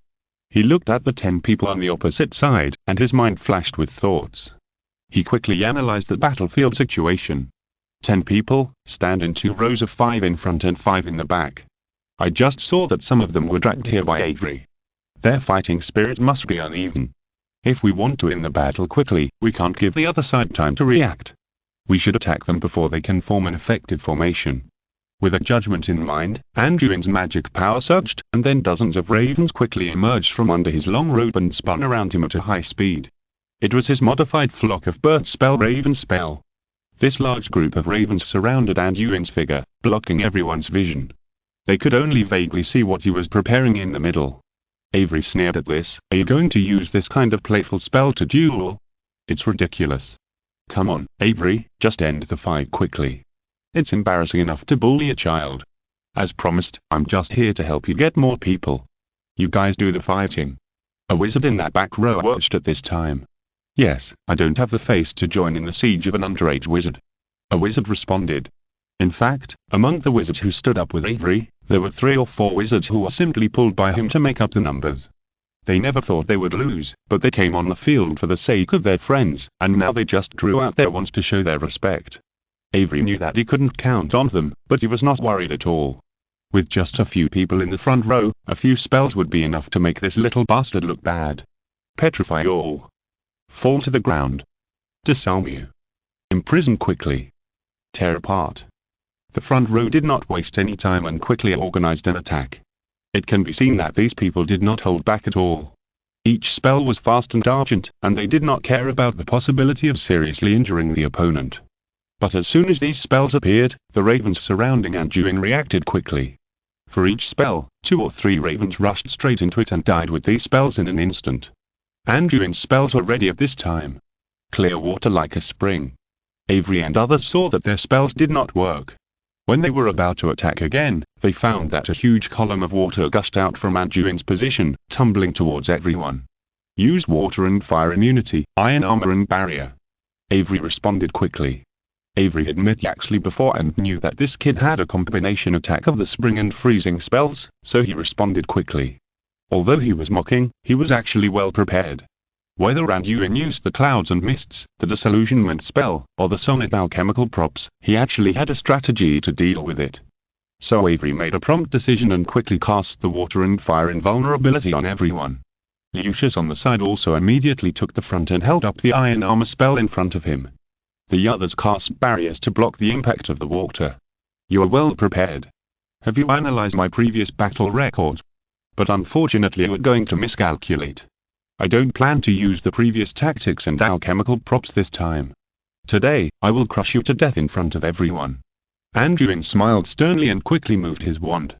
After the surging water hit the barrier formed by the barrier spell, it was like a huge wave surging onto the dam, ready to roll back, but under Anduin's constant control, the water that was originally ready to flow back continued to flow in violation of the laws of physics. Some of the rolling water flow extended directly up along the barrier wall, over the barrier, and some went around from both sides, still spreading straight to the crowd. At this time, several people were washed by the surging water flow. Although they were protected by the water and fire invulnerability spell, these water flows were like being transformed, climbing on them like tentacles, and then sticking to several people tightly. "Disperse first!" Avery shouted loudly. He didn't understand what the use of these water flows with no offensive power was, but he knew that he must not let the other party's plan succeed. Then Avery quickly cast a human iron armor spell on himself, wrapping his whole body, and preventing these strange water flows from spreading to him. At this time, the water flow had already stuck to the other people in the front row. The people in the back quickly dispersed and retreated to avoid it after hearing Avery's warning. 4 wizards were relatively far back, so they did avoid it, but one of them was still entangled by the water flow. Then Avery heard a sizzle sound, and the people around him seemed to have cramps, with electric flashes on their bodies, and Lucius was even worse, lying straight on the ground. It turned out that an electric current paralyzed them along the water flow. This was exactly the lightning magic used by Anduin. Although he did not study the ancient lightning rune immediately recently, in order to prepare for research in advance, he did study the basic lightning runes seriously. He did have a high affinity for this series of runes, and his progress in practice was very fast. Sure enough, the voltage of ordinary lightning runes is still a little low, and it only has a little paralysis effect. Anduin shook his head somewhat dissatisfied, but the next action was still fast. Die. Several spells instantly knocked the paralyzed wizards away, including Lucius, who was lying on the ground because of paralysis. Seeing that Anduin defeated several people in an instant with only a few spells, the wizards and reporters watching around exclaimed, "Oh my god, what happened? Aren't those wizards protected by the fire and water spell? Why can't the water still cling to them? And why are they suddenly frozen and knocked down without any resistance?"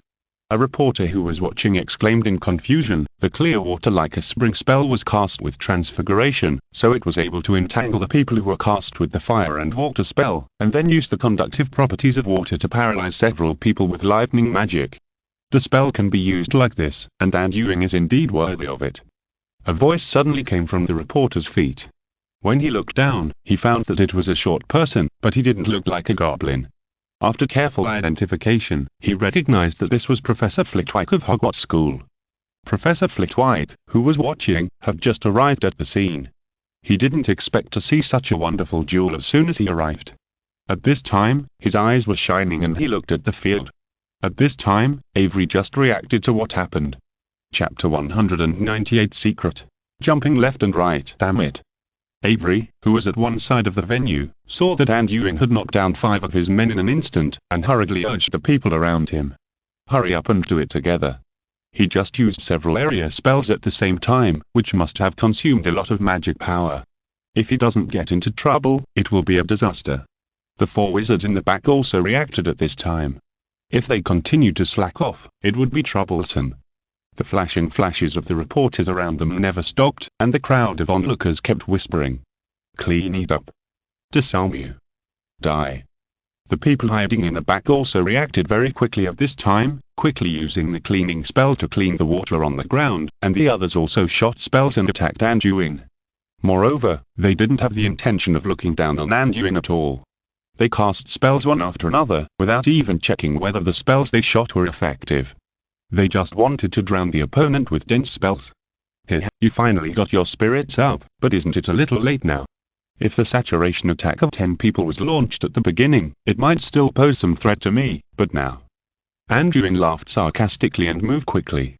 Anduin's body moved suddenly, and he kept jumping left and right with flexible steps, like a responsive hare, dodging the evil curses with his body movements alone. A large number of spells passed by him, and the closest one was only a few centimeters away from hitting him. If it was someone else, they would definitely be very nervous in the face of such a situation, and might even be scared and make mistakes. But Anduin still responded calmly with an indifferent expression, as if this body was not his own, as if a bystander was controlling the actions of this body. Anduin either leaned sideways, tilted his head, or bent over, almost making all the spells fail, and the occasional spells that could not be avoided were also picked up by his magic wand. The curses he dodged bombarded the unmanned stone wall behind Anduin, making intense and dense bang-bang sounds, as if reminding the people around him of the power of these spells. The wizards and reporters watching were stunned by this scene. This was too outrageous. He could dodge most magic attacks just by relying on his body skills. No, he's too fast. We can't just fire spells at the current position. I'll be responsible for chasing his position. You attack the side of him and use powerful spells. Avery was also surprised to see Anduin's response, but he soon had an idea and quickly gave orders. The 4 people next to him also nodded seriously at this time. The young man in front of him could no longer be measured by the level of a normal wizard. Now he had to go all out. It's too slow to react now to attack in advance. It's okay. It's just right. The warm-up is over. Anduin thought speechlessly. The 5 wizards on the opposite side didn't know what Anduin was thinking at this time, but just quickly acted according to Avery's instructions. Thunderbolt explosion. 10,000 bullets fired. Flames blazing. Various powerful spells with range attacks were cast. Since you were fast and good at body movement, we will use range spells to see how you can dodge. Seeing the spells cast by these people, the people around them exclaimed. To be honest, it was despicable that such a large-scale spell was used in a duel of many to one, but when they saw Anduin's response, they were still shocked. Anduin jumped up and then continued to step on his feet. Every time he stepped, a transparent stepping stone generated by the barrier spell would appear under his feet. Then Anduin was like the ladder in the martial arts novel, rising up and jumping to a height of 5 or 6 meters in an instant. Fortunately, this banquet hall itself is very wide and high enough. If it were another house, it would hit the ceiling in 2 steps. Merlin's beard can actually use the barrier spell like this. A reporter watching nearby exclaimed. TSK, what's the big deal? Haven't you seen Anduin dragging us to run on the 3-meter-high obstacle course every day? Vivian boasted proudly. Oh? Are you Anduin's companion? What is an obstacle course? Why do we run on it? The reporter next to him asked with interest after hearing Vivian's boast. I'm his classmate in the same college. The track shaped by the obstacle spell is the obstacle course. There was a period of time before when he asked us to run on his obstacle course every day for training. If we didn't run a certain number of laps within the specified time, the obstacle spell would fail and we would have to fall down. It was so painful. Vivian complained as if she remembered some bad memories. After hearing Vivian's words, the reporter next to her was secretly amazed. The young people nowadays are really amazing. Do they usually train like this? But when he returned his sight to the field, he found that Anduin had made a new move. Anduin jumped up into the air and stood steadily at a height of 6 or 7 meters from the ground. All the powerful spells flying towards him were missed, and only bursts of violent noises broke out, deafening. You must be tired of fighting. It's my turn next. Anduin sneered. Damn it, use the explosive spell to knock him down. Avery shouted while panting. Using so many powerful spells at once, we're tired if you are not tired. A wizard next to him complained. After a series of high-frequency spells and powerful explosive spells, they were all exhausted. At this time, some of them began to regret why they agreed to Avery, a fool, to stand up and fight a duel. We were originally here to attend the banquet. But Anduin, who was still in the air, was not interested in what they thought. Since they dared to stand in front of him, they all got out lying down. In an instant, Anduin launched an attack. His right hand holding the magic wand flew up and down in the air, as if waving a series of after images. Then he threw out a series of magic spells, attacking several people from above. The people on the ground did not dare to be careless, and quickly set up the iron armor spell to resist the magic spells. But the magic spells shot by Anduin were not as simple as imagined. From the perspective of the few people under Fencer, Anduin's attacking magic spells were only 5, basically 1 magic spell for each person, but when they really collided with their iron armor spells, they found that there was another mystery. As soon as the magic spell collided with their iron armor spells, it made a dull puff sound. Several people only felt that the magic spell was powerful and heavy. It was obviously just a coma spell, but the strength was ridiculously high. Chapter 199 It's You. After finally resisting the attack, they found that it was not over yet. There was another stunning spell hidden behind this stunning spell. The guy just cast the spell for only 1 or 2 seconds, How did he cast 10 spells at once? One of the wizards was still confused, but he did not realize that due to the previous high-intensity attack, his magic power could not hold up, and the iron armor spell he held up could not withstand the impact of the second stunning spell. Unsurprisingly, the wizard was hit hard by the spell and flew far away. As for the other few people, some reacted in time and quickly held up another iron armor spell to defend against the attack, while some was still strong. The iron armor spell was very strong and barely resisted the attack of 2 spells. Avery was quite strong. Although the power of the spell was a little unexpected, he still managed to defend it, and after resisting the attack of 2 spells, he immediately wanted to fight back. But when he looked up into the sky, he found that the place where Anduin was standing was empty. When he lowered his head and regained his normal sight, he found that the other party had returned to the ground and attacked several people again. 4 fainting spells were shot at the few people at high speed almost close to the ground. Avery, who suddenly reacted, had no time to remind others at this time. He could only quickly set up a protective spell again to block this stun spell that was comparable to a sneak attack. Before he had time to praise his own reaction, there were 2 bang and bang sounds of falling to the ground beside him. It turned out that the 2 people beside him did not react at all and were hit hard. I see, it's a beautiful fight. Professor Flitwick, who was watching from the side, resisted the urge to applaud, but couldn't help but exclaimed. Professor Flitwick, was there anything special just now? Why do I feel that Anduin used a few stun spells to easily knock down 3 people? The reporter next to him heard Flitwick's praise and asked in confusion. Those moves just now are not simple. Professor Flitwick shook his head slightly. Anduin actually used the height difference of the perspective to deal with these people. The height difference of the perspective? Yes, Anduin was standing in the sky before, and he first cast a spell from a high position. Didn't you see that those wizards were facing upwards and used the armor spell, and in the gap between their defenses, Anduin had quickly fallen to the ground. Then he used the ground spell technique and cast a few more spells, but their defensive focus was still in the sky. When they were dealing with the spells, they had no time to pay attention to Anduin's movements. From high altitude to the ground, it was so fast and urgent that normal people could not react at all. Professor Flitwick patiently explained to the reporter next to him. The reason why Professor Flitwick could see the trick so quickly was mainly because he took advantage of his shorter height when he participated in the wizard duel competition that year, and he was always able to attack his opponents from different angles unexpectedly. And don't think that Anduin just casually casts a few spells. He can cast multiple spells at the same time. He uses the multi-spell technique in Finkley's spellcasting method. Most people are already very good if they can cast 2 or 3 spells, but Anduin casts 10 spells at a time. He also used the hiding spell technique, and the final sneak attack used the ground-lowering spell. In just these few seconds of fighting, Anduin has used 3 Finkley spellcasting techniques, and he used them simultaneously and accurately. It's simply amazing. Flitwick shook his head excitedly. The reporters and wizards who were watching beside him nodded in sudden enlightenment after hearing Flitwick's explanation. Although they didn't understand what Flitwick said, they thought it was very impressive.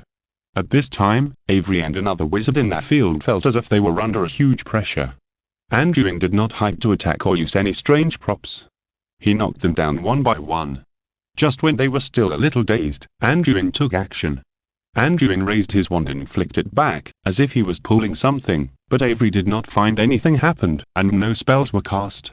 But the wizard next to him was unlucky.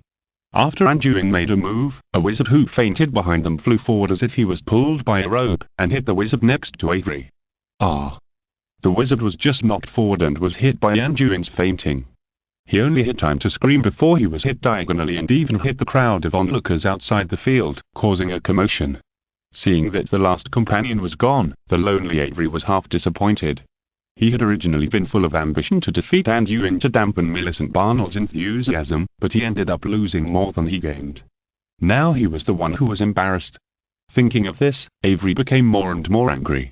He stared at Anduin with resentment, as if he wanted to eat him. Use that look. You must feel very angry. Don't hesitate. Use the killing curse. Use the killing curse and the annoying man in front of you will disappear. Come on, use it. Anduin just looked at the other party quietly, silently encouraging Avery in his heart. The reason why he didn't take the other party down directly was that he hoped that the other party would not be able to help but use the unforgivable curse. Petrify all. Avery finally suppressed the idea of killing the other party on the spot, used the most skilled petrification spell, and prepared to give it a try. TSK, Anduin curled his lips helplessly. How could this guy be so patient? It seems that ordinary pressure and psychological suggestion are not very effective without drugs. Facing Avery's attack spell, Anduin was too lazy to talk nonsense, and struggled forward directly, easily knocking away the petrification spell shot by the opponent, and then knocked away several evil spells in succession. Avery just watched the other party walk straight in front of him. When he was about to cast another evil spell at close range, he saw Anduin suddenly kicking his wand with a whip kick. Seeing this action, Avery finally remembered something. It seemed that a few years ago, a teenager kicked his wand like this. It turned out to be. Avery finally reacted. So Anduin was the guy who rescued Cyrus? Chapter 200. Late arrival. Ugh. Just like the time, after Anduin whipped his wand away, he did a roundhouse kick, causing Avery to gag. Then he grabbed his hair and gave him a quick and fierce knee strike. Bang. Avery, who was knocked away, fell heavily to the ground, his face covered in blood, and then his head tilted and he fainted. At this time, Avery was still thinking about that night, but there was no other Snape who could save him. Snape, who was watching from the side, saw this scene and shook his head helplessly. Avery, his former classmate and colleague, was no longer on the same path with him. Wow. There was a commotion among the reporters, aurors, and wizards who were watching. They just watched Anduin knock down all 10 adult wizards in a dignified manner. Anduin was not injured, and even his hair was not messed up, which made everyone amazed. Many people were originally prepared to see this duel as a joke. They had never thought that Anduin had the possibility of winning, but now they were slapped in the face. Anduin used his strength to show his strength and prove that he was fully capable of defeating adult wizards. At this time, no one dared to question the legitimacy of the Ministry of Magic awarding him the title of Combat Hero. What? You said that those adult wizards did not use their true strength, or they were letting him win. Didn't you see that the place where Anduin stood before and the wall behind him were all smashed into pieces? Almost as soon as Anduin defeated everyone, all the reporters rushed forward and surrounded him. Even Vivian and others couldn't squeeze in. The camera lenses almost hit each other's faces, and the flashes never stopped. Seeing this scene, Anduin quickly used the barrier spell to prop up a circular shield to block them out of the circle, and then looked at these reporters with a very professional smile. Mr. Wilson, what do you think after winning this duel? What were you thinking when you faced Avery's provocation? Did you ever think of giving up? You have such strength at your age, how did you do it? What do you want to say about the Battle Hero Medal awarded by the Ministry of Magic? What are your next goals? Do you have a girlfriend? It is said that you are a Muggle born, is that true? Were you nervous in the duel just now? A group of reporters came up and asked questions at once, but Anduin kept smiling and did not respond to them. He did not want to waste his breath here. What happened here? How come there is a wizard lying on the ground? A majestic voice instantly interrupted the reporters' questions. Everyone looked back and saw that it was Minister Barnold. Following her were Dumbledore, Professor McGonagall, Moody, Director Barty Crouch, and a young man beside the director. Anduin recognized that this was the young Barty Crouch. Vanessa, who was dealing with the fallen people, saw the minister finally coming and hurried forward to report. In a few words, she reported everything that happened in the banquet hall to Minister Barnold. In other words, Avery, who was lying on the ground, doubted Anduin's strength, so they started a duel directly on the spot. It's really ridiculous, why didn't you stop it? Minister Barnold frowned slightly and asked Vanessa with some complaints. This is all my fault. Anduin squeezed out of the crowd of reporters and looked at Minister Barnold. I took the initiative to challenge. They not only questioned my ability, but also satirized the Ministry of Magic and Minister Barnold for being blind. Anduin sighed, I was a little angry. In order to maintain the dignity of the Ministry of Magic and you, I rashly launched the challenge, and also prevented Vanessa and others from mediating. If you want to blame someone, blame me. Oh? Minister Barnold looked at Anduin in surprise, and then glanced at Dumbledore beside him. At this time, Dumbledore nodded calmly, and the meaning was very clear. Just do what you want. Arthur, who had been watching the battle, also squeezed up and confirmed for Anduin. Minister Barnold, it is true. Avery was the first to provoke. We all heard it. And Anduin launched a very unfair challenge of 1 against 10, and they accepted it without hesitation. They clearly aimed their spearhead at Anduin, wanting to embarrass him on the spot and then discredit the Ministry of Magic. However, they miscalculated. Anduin defeated them with almost no effort. This is a fact witnessed by all the wizards present. Is that so? Minister Barnold tilted his head to look at the Aurors, and then glanced at the other wizards present. Yes. The wizards next to him nodded in agreement. Anduin had proved himself with his strength. Indeed. The Aurors were already unhappy with Avery, so how could they help him at this time?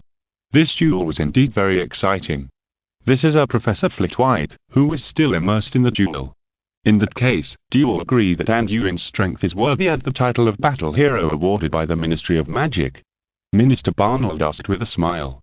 Mr. Wilson's strength is well deserved. A whizzing Jamok councillor who was watching nodded.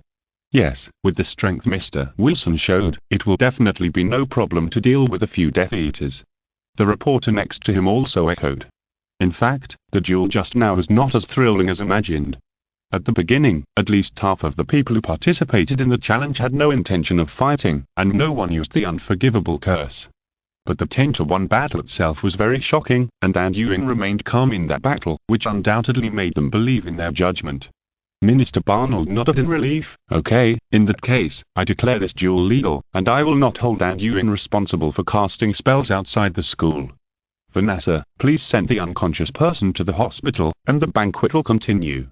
Minister Barnold was not going to hold Anduin responsible, and after learning about the development of the incident, he quickly considered the beneficial impact of this duel on the Ministry of Magic. However, Minister Barnold had to act impartial and selfless in order to convince the public, and after seeing that the onlookers were all convinced, she was now a little curious, to what extent Anduin had done it. End of this chapter. Thank you very much for reaching the end. Don't forget to like. Looking for more exclusive content and immediate access? Subscribe to our Patreon. Remember, every like, subscription, or donation encourages us to continue. Thanks to everyone. See you in the next video.